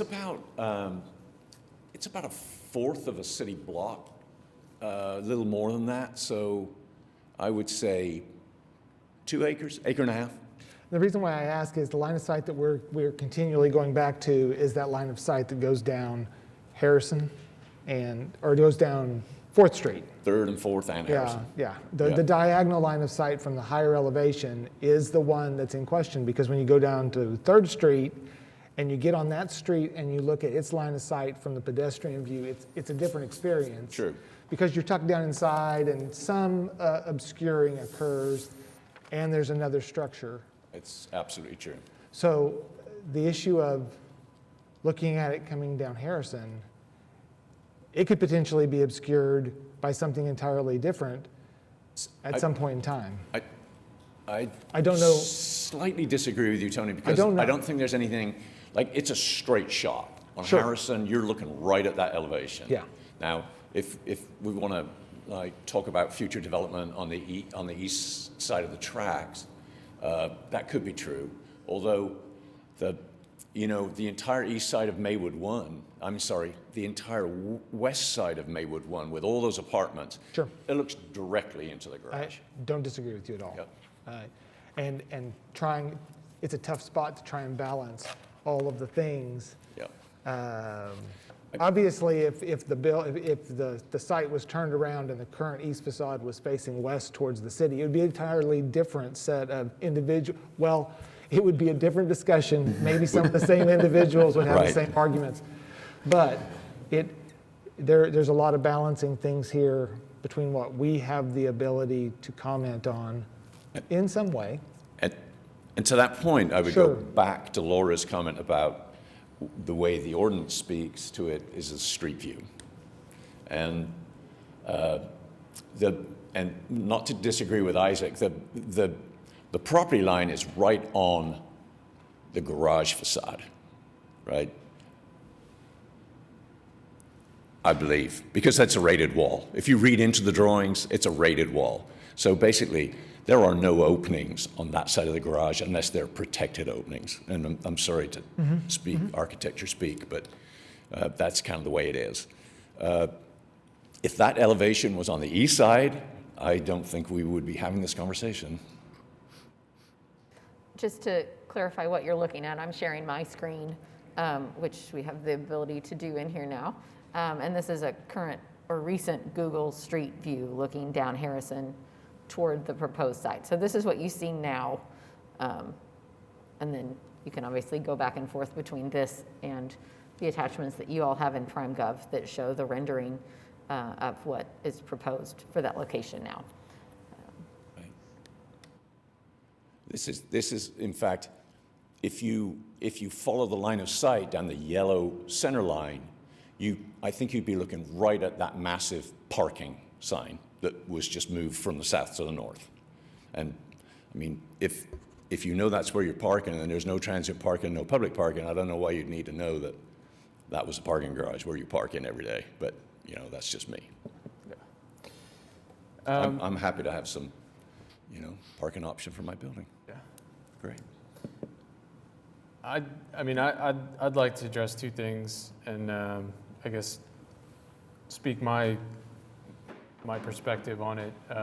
Actually, if we could go back to that street view, Oh, I'm so sorry. that Google Street View. oh, the one that the one that Yeah. Katie was showing? Yeah, I'll start there. I understand that when anybody has a choice, they would want to look at a building versus a parking garage. I fall into that realm as well. I also understand the context of living downtown in an urban area in a city that prioritizes vehicular traffic versus public transportation, that parking downtown is a thing. It is something we live with. It is something that we have to consider.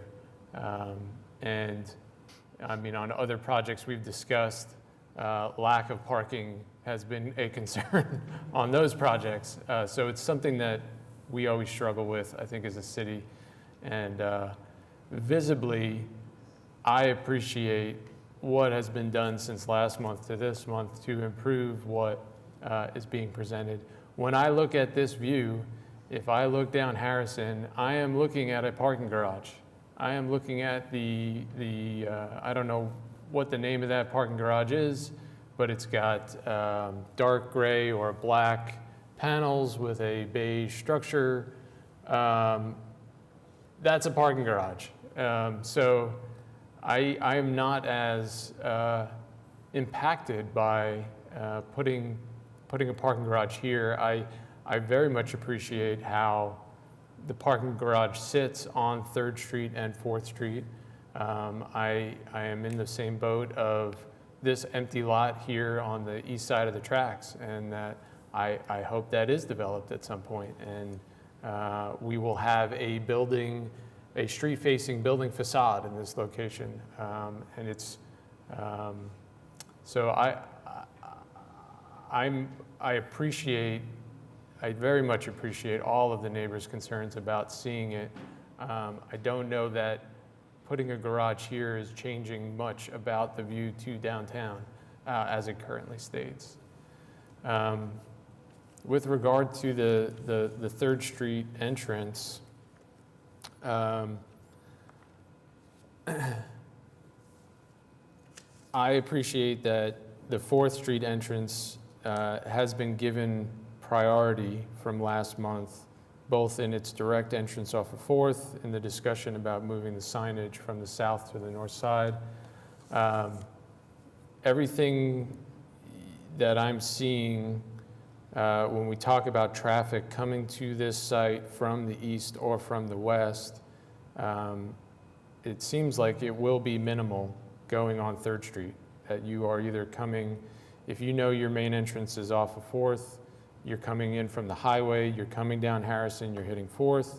If you're coming from downtown on the west side, you have to go around clockwise to hit the 4th Street entrance because you can't make a left into the parking garage from 3rd Street. So, and the traffic study too supports that the impact will be low. Considering the context of the site, everything around it, everything that goes on downtown, I actually think there's some benefit to having 2 entrances. You have flexibility when things occur in the city to adapt around it. That if you eliminate a 3rd Street entrance and you rely solely on 4th Street, you are creating potential for issues on 4th. And actually maintaining flexibility at an urban scale will alleviate issues at the grander level, on all sides of this development. We're talking a lot about the east side and 3rd Street and the neighborhood to the east, rightfully so. It's greatly impacted by this development, but there is the north, there is the west, there are other sides of this development that, within the bigger picture, having 2 entrances create flexibility down the road to avoid further issues. That is my, I guess, peace of mind on those 2 topics.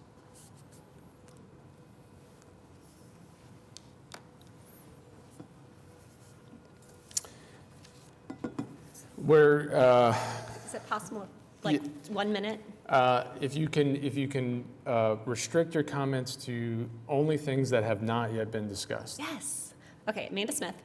Sorry, I was just looking at the rendering on B47, and I'm just noticing the sidewalk here on Gaylord.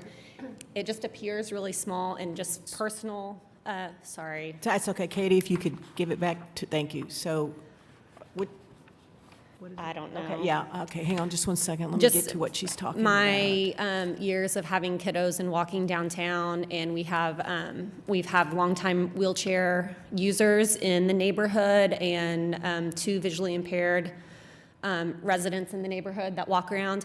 It just seems, it's just a really small sidewalk, and then the sidewalk gets disturbed by the light poles. And I'm just thinking, like, if we're bringing in 300 units plus the existing residents and we want it to be walkable, I'm sorry, it's not my business to say anything. I just think like making a smoother, clearer walkway I would definitely appreciate it because I walk that space all the time. Yes, Isaac, could you please come up and address that? I appreciate the comment. To your point, the sidewalk, the light poles exist. We're meeting criteria for street trees, all that madness, balanced all of that. And I think it's kind of deceptive in the rendering because that black line is a direct response to a previous comment about picking up paving patterns.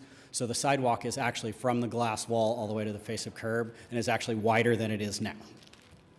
Thank you. Do we have any other thoughts, comments from the committee? Or anybody that needs me to reread any of the additions that I did a while ago? Or for that matter, if someone agrees with the way I worded them, Well, I'm assuming they could, if they wanted to, they could just refer instead of having to try and repeat them when you get to that point. So I really have taken in everything everybody have said, and I think there has been a ton of work, and thank you guys very, very much for responding to not only the committee, but the comments from the individuals that came from the previous meeting in order to accommodate this. I'm just going to be upfront, a huge fan of this because of the individuals and the people I work with. The need is so critical to downtown Oklahoma City, and the fact that we have a project like this that is going to provide opportunities for so many Oklahoma Cityans that currently don't have that opportunity, to me, is huge. So whatever we can do to make everybody happy as much as possible, but what I'd hate to see is the perfect ruin it for everybody. So I think that the changes and modifications that have been made, I think are about as good as we're going to get at this point in time.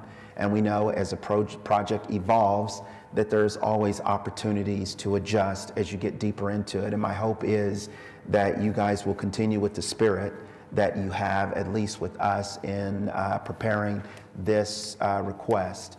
So I would like to make a motion that we approve the recommendations as modified by staff to move forward. I don't have all those written in.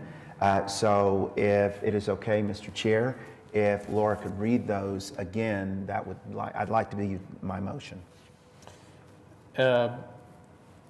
Yes, before we do, I just want to make sure, are there any other comments from committee? Okay, Laura, if you don't mind going through those conditions one more time. Sure. Staff recommends approving the application with the following conditions. A, the applicant either relocates the existing bus stop on Northwest 4th Street or provides for the continuation of the bus stop on Northwest 4th Street as approved by Embark. B, the gates for the dumpster trash compactor enclosure shall remain closed at all times. C, the freestanding signs for parking are reduced to a maximum of 10, I apologize, it says 10 feet in height.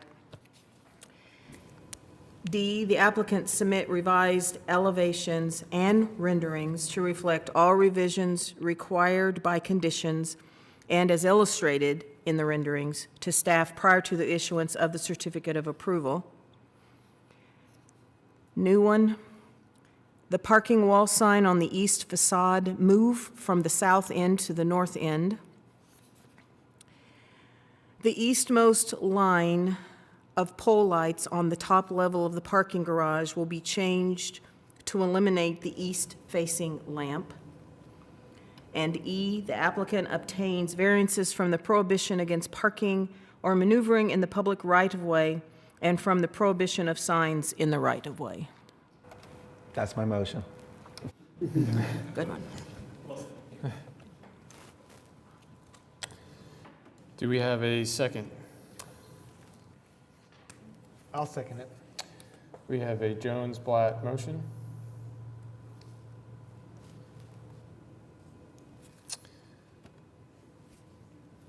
If everyone could vote. Okay, we'll have to do a vocal vote for Rosie.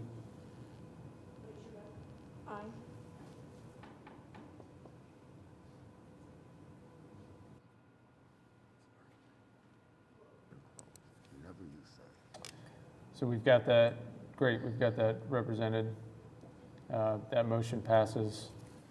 I believe we need a Second? Yes, like to make a motion that we recommend approval to the Board of Adjusters for variances from the prohibition against parking and maneuvering in the public right-of-way and the prohibition of signs in the right-of-way. I'll second. It's Jones-Blatt again.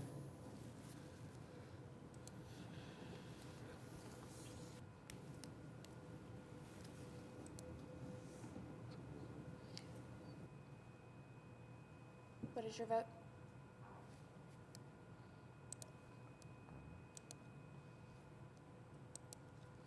And that motion passes. One Yes. thing I'll say is Kayla Copeland should not be shown as being, because she's absent. Does the negative that shows up, does that mean absent? Yes. Oh, I thought it would just be vacant. Okay, thank you, sorry. Thanks. Thank you all very much. We do appreciate all of the input, all of the discussion, and look forward to this project. Next on the agenda is item 6D, DTCA 210081 at 716, 720, and 726 Southwest 3rd Street. Let me, I thought I can't, dang it. Okay, you'll have to bear with me because this is a really long one that I have to scroll through to get to the end.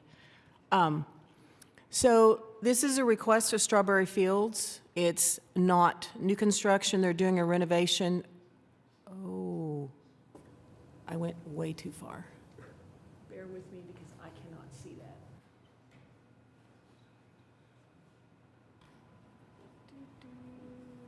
Sorry. Laura, you should be able to see it at this computer if you just go to that computer instead.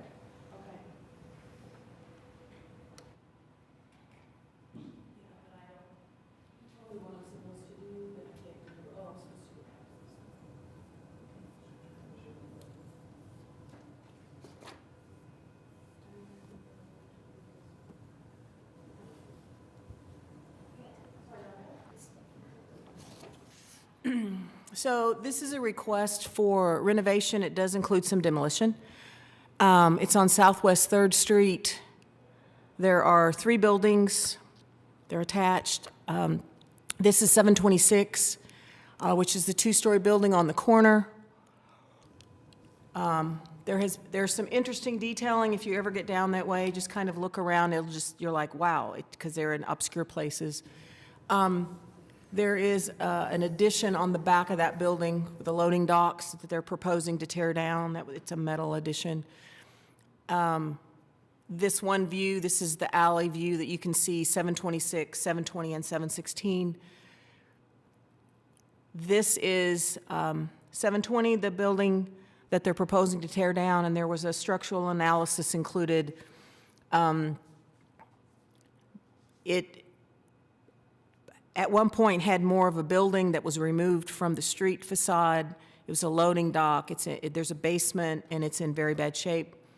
And as you saw from the proposal, this is where they're proposing all that open area, the dining area, where pedestrians can mingle and everything. And then you have the Easternmost Building, which is 716, which is 1 story. That they're also proposing to renovate.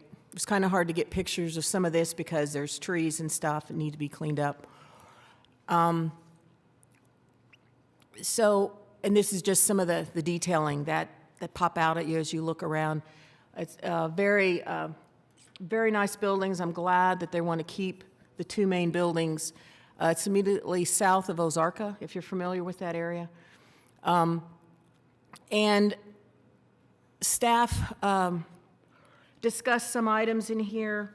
One is the 716 is not painted currently, and they're wanting to paint because there's different masonry that was used, and painting it will have a uniform appearance to it. And so we did point out that because there's a guideline. As you can see from this view, and I can't tell where my little mouse guy is. There he is. So in the middle here, that's 720 that they want to tear down. Here's the loading dock at the back of 726. And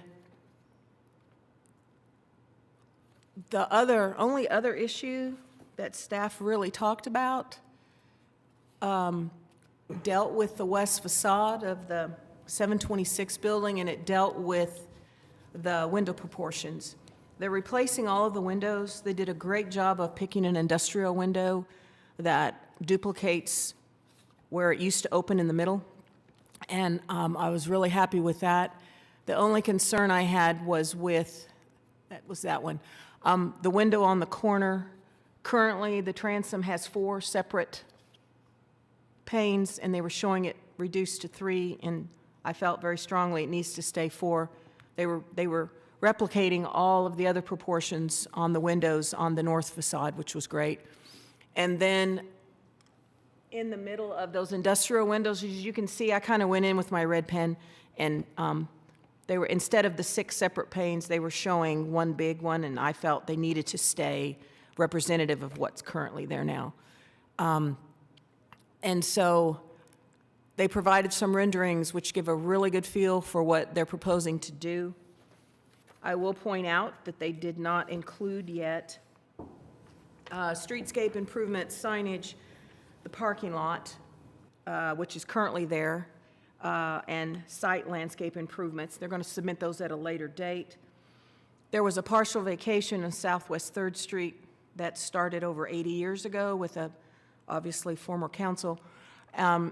And due to that, the sidewalk is going to need an easement because the sidewalk will be on private property, and I can't put a condition in an administrative approval. So part of what you haven't seen yet will have to come back to you so that we have conditions. And once again, there's a bus stop. Currently, there's a bus stop. I don't know what the ridership is, but I have put the owner in contact with Embark so they can discuss either it's staying here and they need to accommodate it and we're going to need an easement, or they're going to provide a place to move it so that it still functions the way it does now. And this view here is where 720 is now, where they want to tear it down so they can create that space. There's some small additions that they're doing for an elevator in one location and for some mechanical equipment. They're being real creative and putting some parapet walls on the new stuff so that it screens their rooftop mechanical equipment. And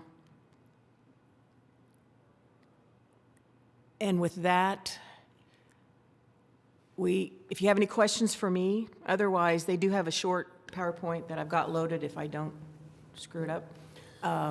And we have both the owner-developer is here, the architect is here.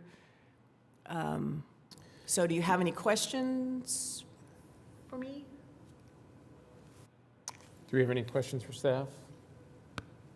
Doesn't look like it. If the applicant would like to come forward and present.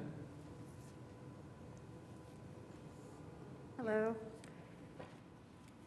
I'm Leanna Richter with MA Plus Architecture. We're a local architecture firm that's been here in Oklahoma City for 50 years. I'm here with Pat Sullivan, Richard Anderson of Strawberry Fields, and Greg Banta of Banta Properties. I do have a short slideshow. A lot of this Laura's covered. If you have any questions, if the format allows, please just stop me. I wanted to explain some of the benefits of. Oh, okay, I've got it. It goes fast. Okay. Well, first, let's talk about where we're at. This kind of gives you a good idea. We're on the west perimeter of the Strawberry Fields development, just south of Ozarka, about a block south of Oklahoma City Boulevard, between 3rd and 4th.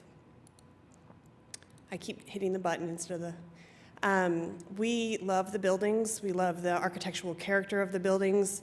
We would like to get in there as quickly as possible to stop the deterioration of the other buildings. There's wood bow trusses in the inside of the building that we'd love to save and feature to our interior. And that's going to require some roof repair, some structural repair, and we need to move forward with that. Like we discussed, we would like 716 and 726 to be renovated with respect to the historical character of the buildings.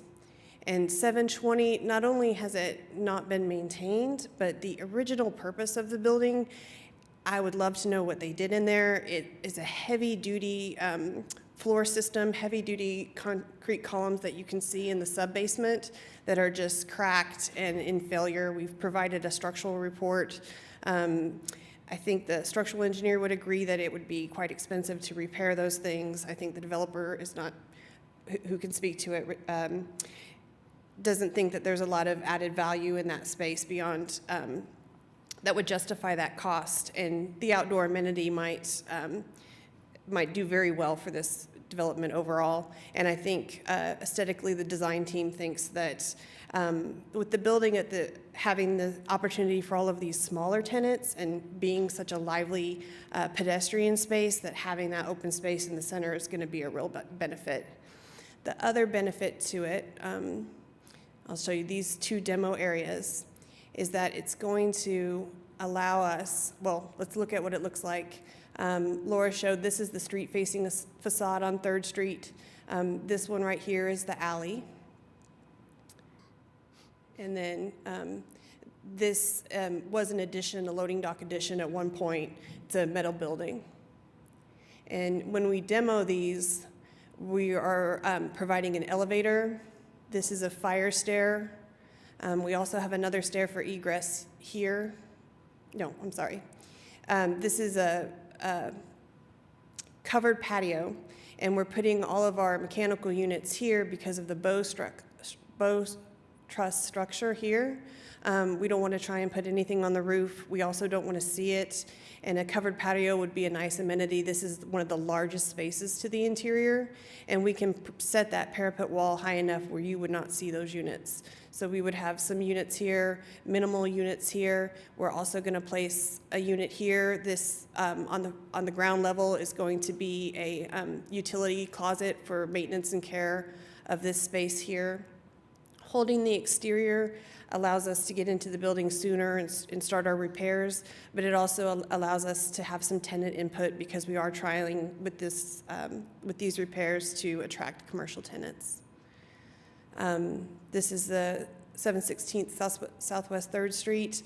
This door is at street level, and immediately when you walk in, there's not 5 feet. You go up 3 steps to get to the ground floor. It's not really useful from an accessibility standpoint, and what we'd like to do is move the entry to this side here where there's an existing large opening and just make that our entry, incorporate the ADA ramp, and have more of a seamless integration of access. And then 726, we love the look of it. We will do 4 panes here. We don't have any issue with that. Sorry.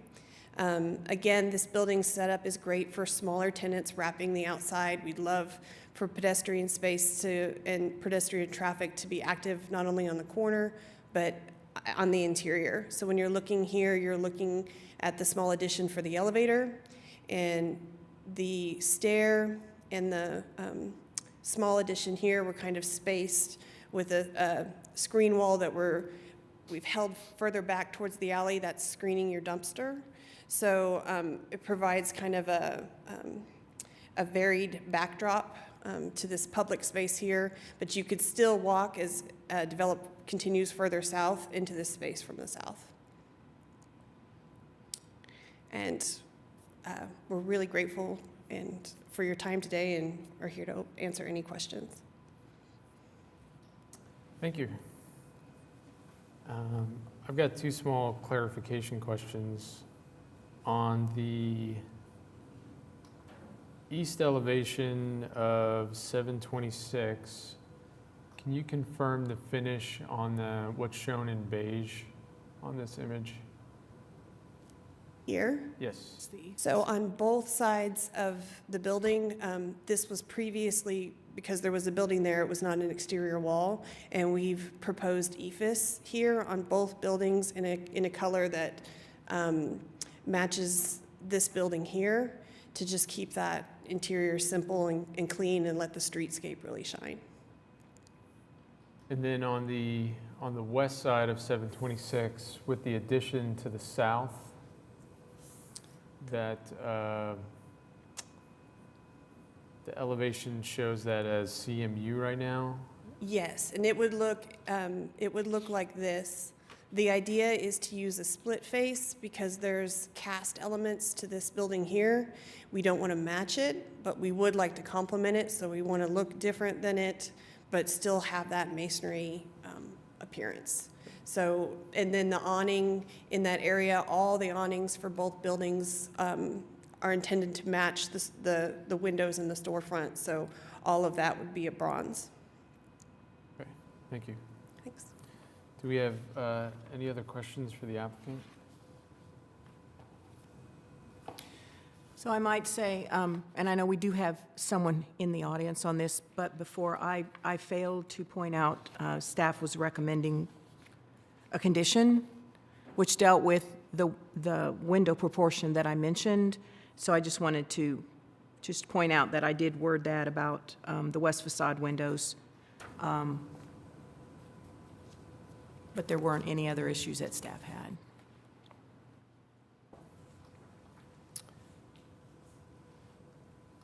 Do we have anyone else in the gallery that would like to speak to this?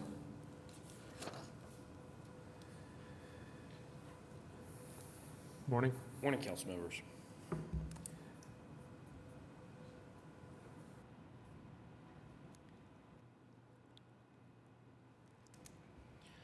My name is Tanner Hanstein. I'm here on behalf of Ozarka Water and Coffee Service, located at 729 Southwest 3rd Street. It is the business directly to the north of the proposed demolition site. I have a few concerns that I just want to get across from our management. Currently, our employees are using the north and south side of Southwest 3rd Street for parking. It was mentioned earlier that there is also a bus stop on the south side of Southwest 3rd Street, and our employees use this mode of public transportation to get to and from work. We also have customers that park on the north side of Southwest 3rd so that they have direct access to our main entrance, and we have numerous route trucks that come in and out of our warehouse, along with semi-truck trailers that carry raw materials, products, and empty semi-truck trailers that come to our loading docks so that they can pick up the product that they have purchased. Needless to say, Southwest 3rd is a very integral to the flow of our business. I understand that we may have to relocate the parking from the south side of 729, or excuse me, I understand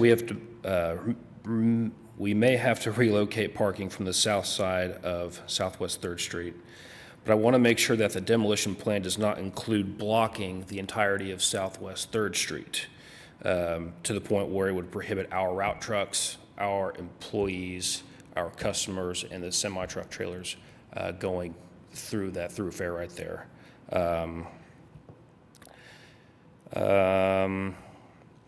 If there are any plans to relocate the bus stop so that our employees still have access to get to work in a convenient manner, that would be very appreciative as well.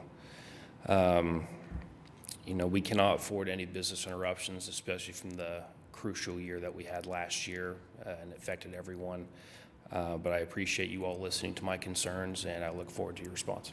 Yes, thank you for sharing those, and I think the timing is great. If I understand correctly, site work, streetscape is not currently be in this proposal. Is that right? Correct. You're only looking at the buildings themselves? Great. So it sounds like the design team, the developer has some neighborhood feedback relevant to the streetscape and the site work that I hope when you all look at that and come back with a plan for the streetscape, you've all ideally have had a discussion with Ozark and talked about how 3rd Street is going to be addressed for both parties. It sounds like there's an opportunity there to collaborate on that before coming back with a final streetscape design. In the meantime, Leanna, could you maybe address the comment about the bus stop and if there are any original thoughts or intent regarding that? We do want to adjust the bus stop location, but we want it to still service our site as well. So Ozarka's employees are also, could patron this. We welcome that traffic, and we're just looking at the full site to get the best coordination there. Okay. So. When you say relocate, would it still be on the? It would be on site, just somewhere else? Yeah, we need to meet and find out the best location. Okay. But right now, I think has some accessibility issues, and it's just a little close to the corner. So it needs to be coordinated. But there is not any intention to make it more difficult for Ozarka workers or anyone that currently uses it for it to be such a big change for them. Currently, the bench for the bus stop totally blocks the sidewalk.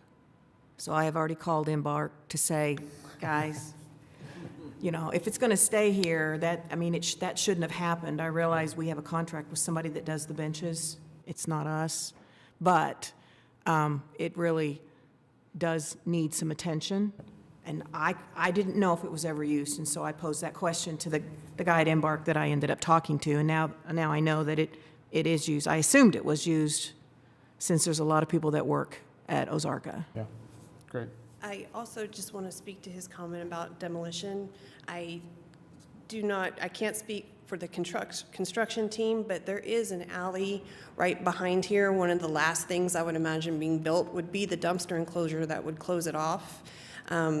Access to the alley is along a lot of Strawberry Fields property. I think that is something that could be utilized to make sure that there's not a great disturbance on 3rd Street. And we'd also be encouraged to, coordinate the hours and deliveries with the surrounding neighbors. Great, that's wonderful. Do we have any thoughts, comments, questions? I'll make a comment. I think that this is a great project. I particularly like the fact that it has from a design standpoint, it has a very subtle hand with respect to the existing condition, and it allows it to really represent itself as a historic structure and one that's original to its context. I like the way that the site is laying out and how you've chosen to remove certain things that aren't necessarily, improving the overall experience. Whenever you get into some of the EFS materials and it gets down into the pedestrian scale, there might be just a slight note of caution about how it weathers whenever there's a lot of people who are next to it. There's tons of ways that can be addressed even with that system, but it will help it stay nice and clean the way that it was intended to whenever you envisioned it. So I think it's going to be a great project. I ditto what Tony said. The whole entire Strawberries Fields project has been very impressive. I just have been amazed with what your plans are and what you're doing down in that area. As someone who actually lived there in that area back in the day when there was housing, when I was 2 to 4 years of age. So it's always had a special little place because that was my first entry into Oklahoma City. But you guys are doing some phenomenal stuff, and Tony is correct. What you guys are doing with this part of the project is pretty impressive.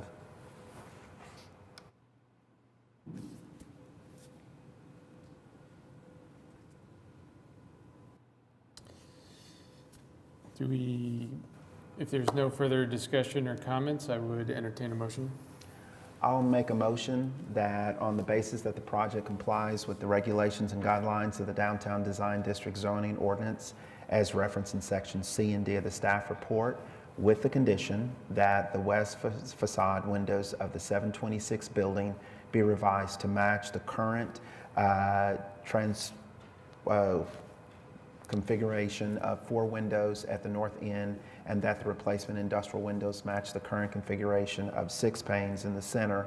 The applicant is required to submit a revised west facade reflecting these changes prior to the issuance of the certificate of approval.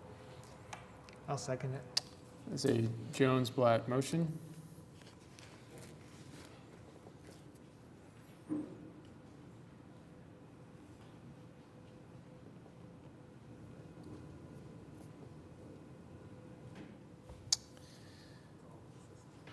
So we need a vocal from committee member Trujillo. Yeah, we Maybe are, from all of us. All of you guys. none of us are getting voting buttons right Okay. now.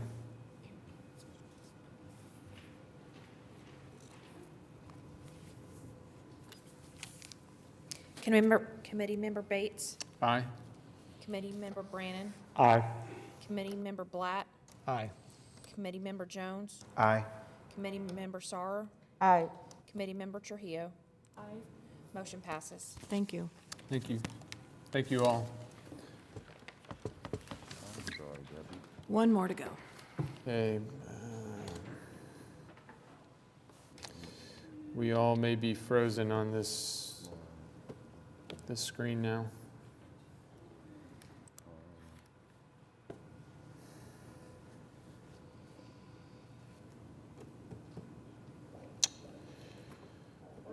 So do you need me to read the Nope, case number? got it.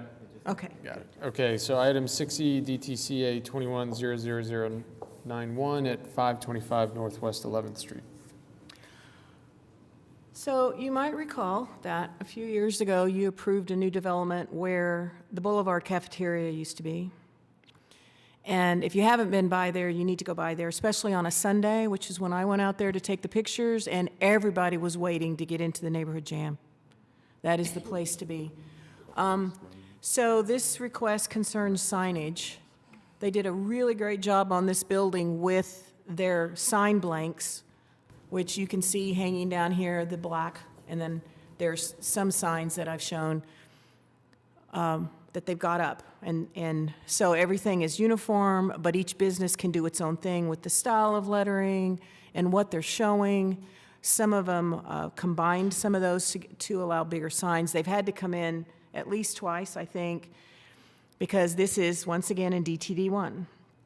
They're only allowed 150 square foot total. And this is a multi-tenant building. And so they were having a difficult time. And if you look at how many tenants they anticipate that they could have based on the layout of the building, the signs keep getting smaller and smaller if you try to give everybody the same size of sign.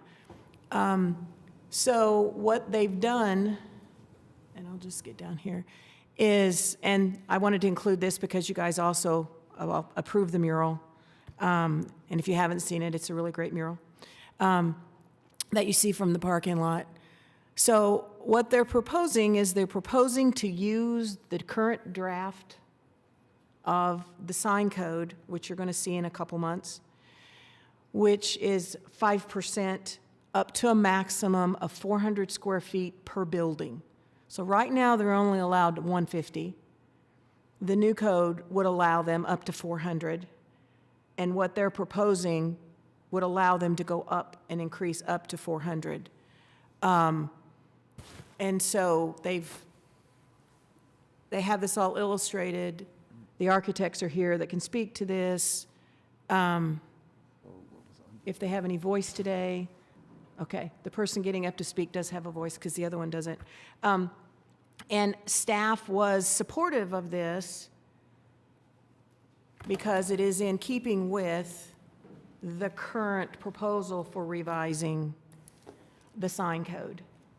And as I mentioned earlier, it's no longer, this is how we calculate it based on the linear frontage, it's going to be a percent of the facade of the building, up to a maximum. So with that, the architect is here. If you have any questions for me, it's fine. Right now, they're going to have to get a variance. And I'll just go ahead and jump right in on that one. It was indicated to me that they really couldn't wait for the new sign code to come into effect because they have a proposed, maybe a second floor tenant. They don't have any square footage for a second floor tenant right now. And so they really need to get this so that they can start locking in these additional tenants for the building. So staff is supporting this. We have the condition requiring that they get a variance, and I, spelled out from both the calculation and the maximum per building, which is 150, and then we have the second motion that you're going to need about making a recommendation to the Board of Adjustment. So do you have any questions for me on that? I don't believe so. Ryan? Brian Fitzsimmons, Fitzsimmons Architects. She said it all pretty well, but in effect, the goal is to allow tenants, future tenants, to at least maintain similar size signs that we've had to wrangle to get for the tenants that exist. And we do have very strong tenant interest in the upper floor, and a sign consistently comes up, and leases are ready to go. And so that is part of why we're asking for this variance now. We're not asking to exceed what is anticipated in the future code here in 3 to 6 months. And so ask for your approval and recommendation for a variance. I think it's good fortune on your part. I mean, there's no such thing as a coincidence, so there's a good reason why this code is coming up so that you can take advantage of it. Even though it's not specific to the question at hand, I think it's really worth noting that it's so nice to see buildings in which the signage was thought out and designed and integrated into the facade from the beginning, and the fact that you're trying to maintain that. I think that's exactly what we want to see from every single developer, owner, client, architect. So the building, the signage looks really good. I think that it's perfectly in alignment with what the city wants to do. I support it fully. I'd love to hear if there's any other comments. I want to echo Tony's sentiment there on the sign design, how well thought out it is. Definitely appreciate that from a committee. My thought, just looking at the future signage study, excuse me, I know existing you have the kind of cursive boulevard that's kind of the signage against the brick.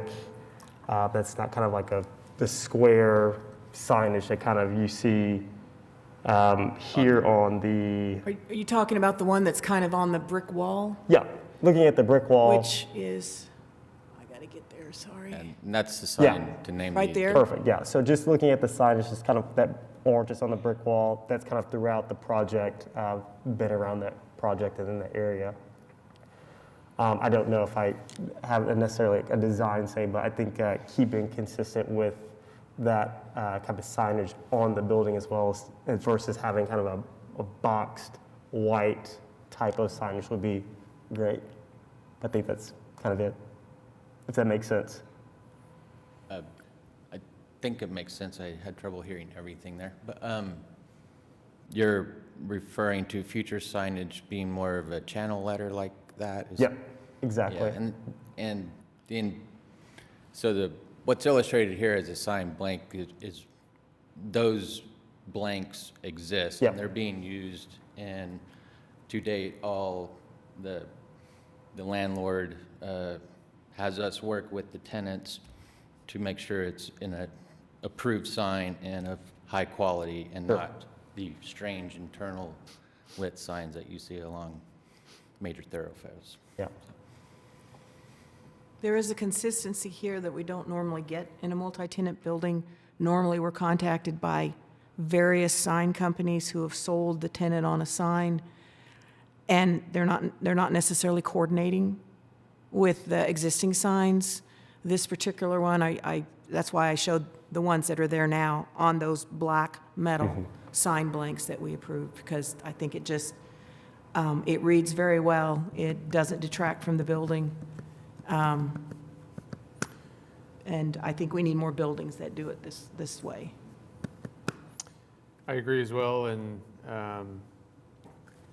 this variance is needed to facilitate a multi-tenant building as it currently stands. But don't get me wrong, I'm still sorry that the Boulevard Cafeteria is gone, but. We had nothing to do with that. Any other thoughts or comments? Otherwise, I'll entertain a motion. I'll make a motion that we approve the application on the basis that the project complies with the regulations and guidelines of the Downtown Design District zoning ordinance as referenced in sections C and D of the staff report, with the condition that the applicant attains variances from the Board of Adjustments from the regulation limiting signage to 1 square feet for each 2 lineal feet of building width, and from the regulation limiting attached signage to a maximum of 150 square feet per building. I'll second the motion. That was a Jones-Blatt motion.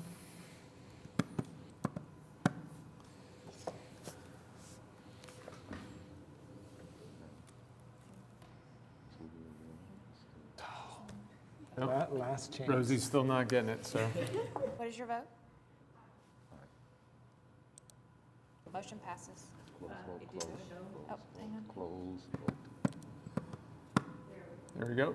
And I believe we have another motion to be made. We have another motion we need. Yes, motion that we provide a recommendation of approval to the Board of Adjustments for variances from the regulations limiting signage to 1 square feet for each 2, lineal feet of building width, and from the regulation limiting attached signage to a maximum of 150 square feet per building. A second. That was a Jones-Blatt motion.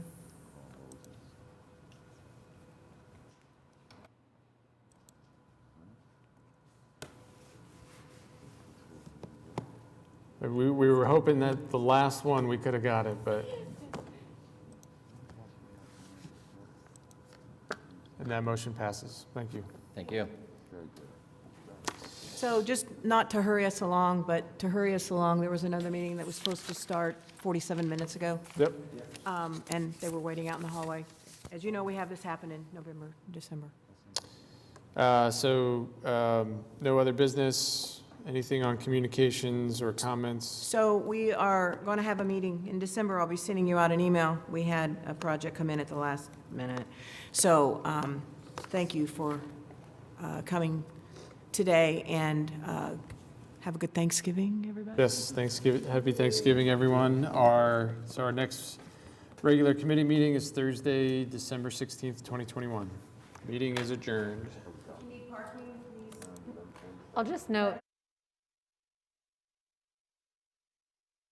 we do have a tentative date for a commission committee training. We're going to try and do that in person again, possibly at the new convention center, and it'll be the morning of February 4th. It's a Friday morning.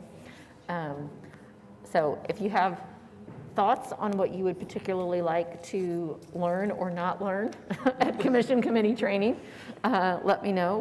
We're contemplating some different ways of mixing it up, maybe having kind of a starter session for newbie commission members that folks who've been to training a number of times could skip.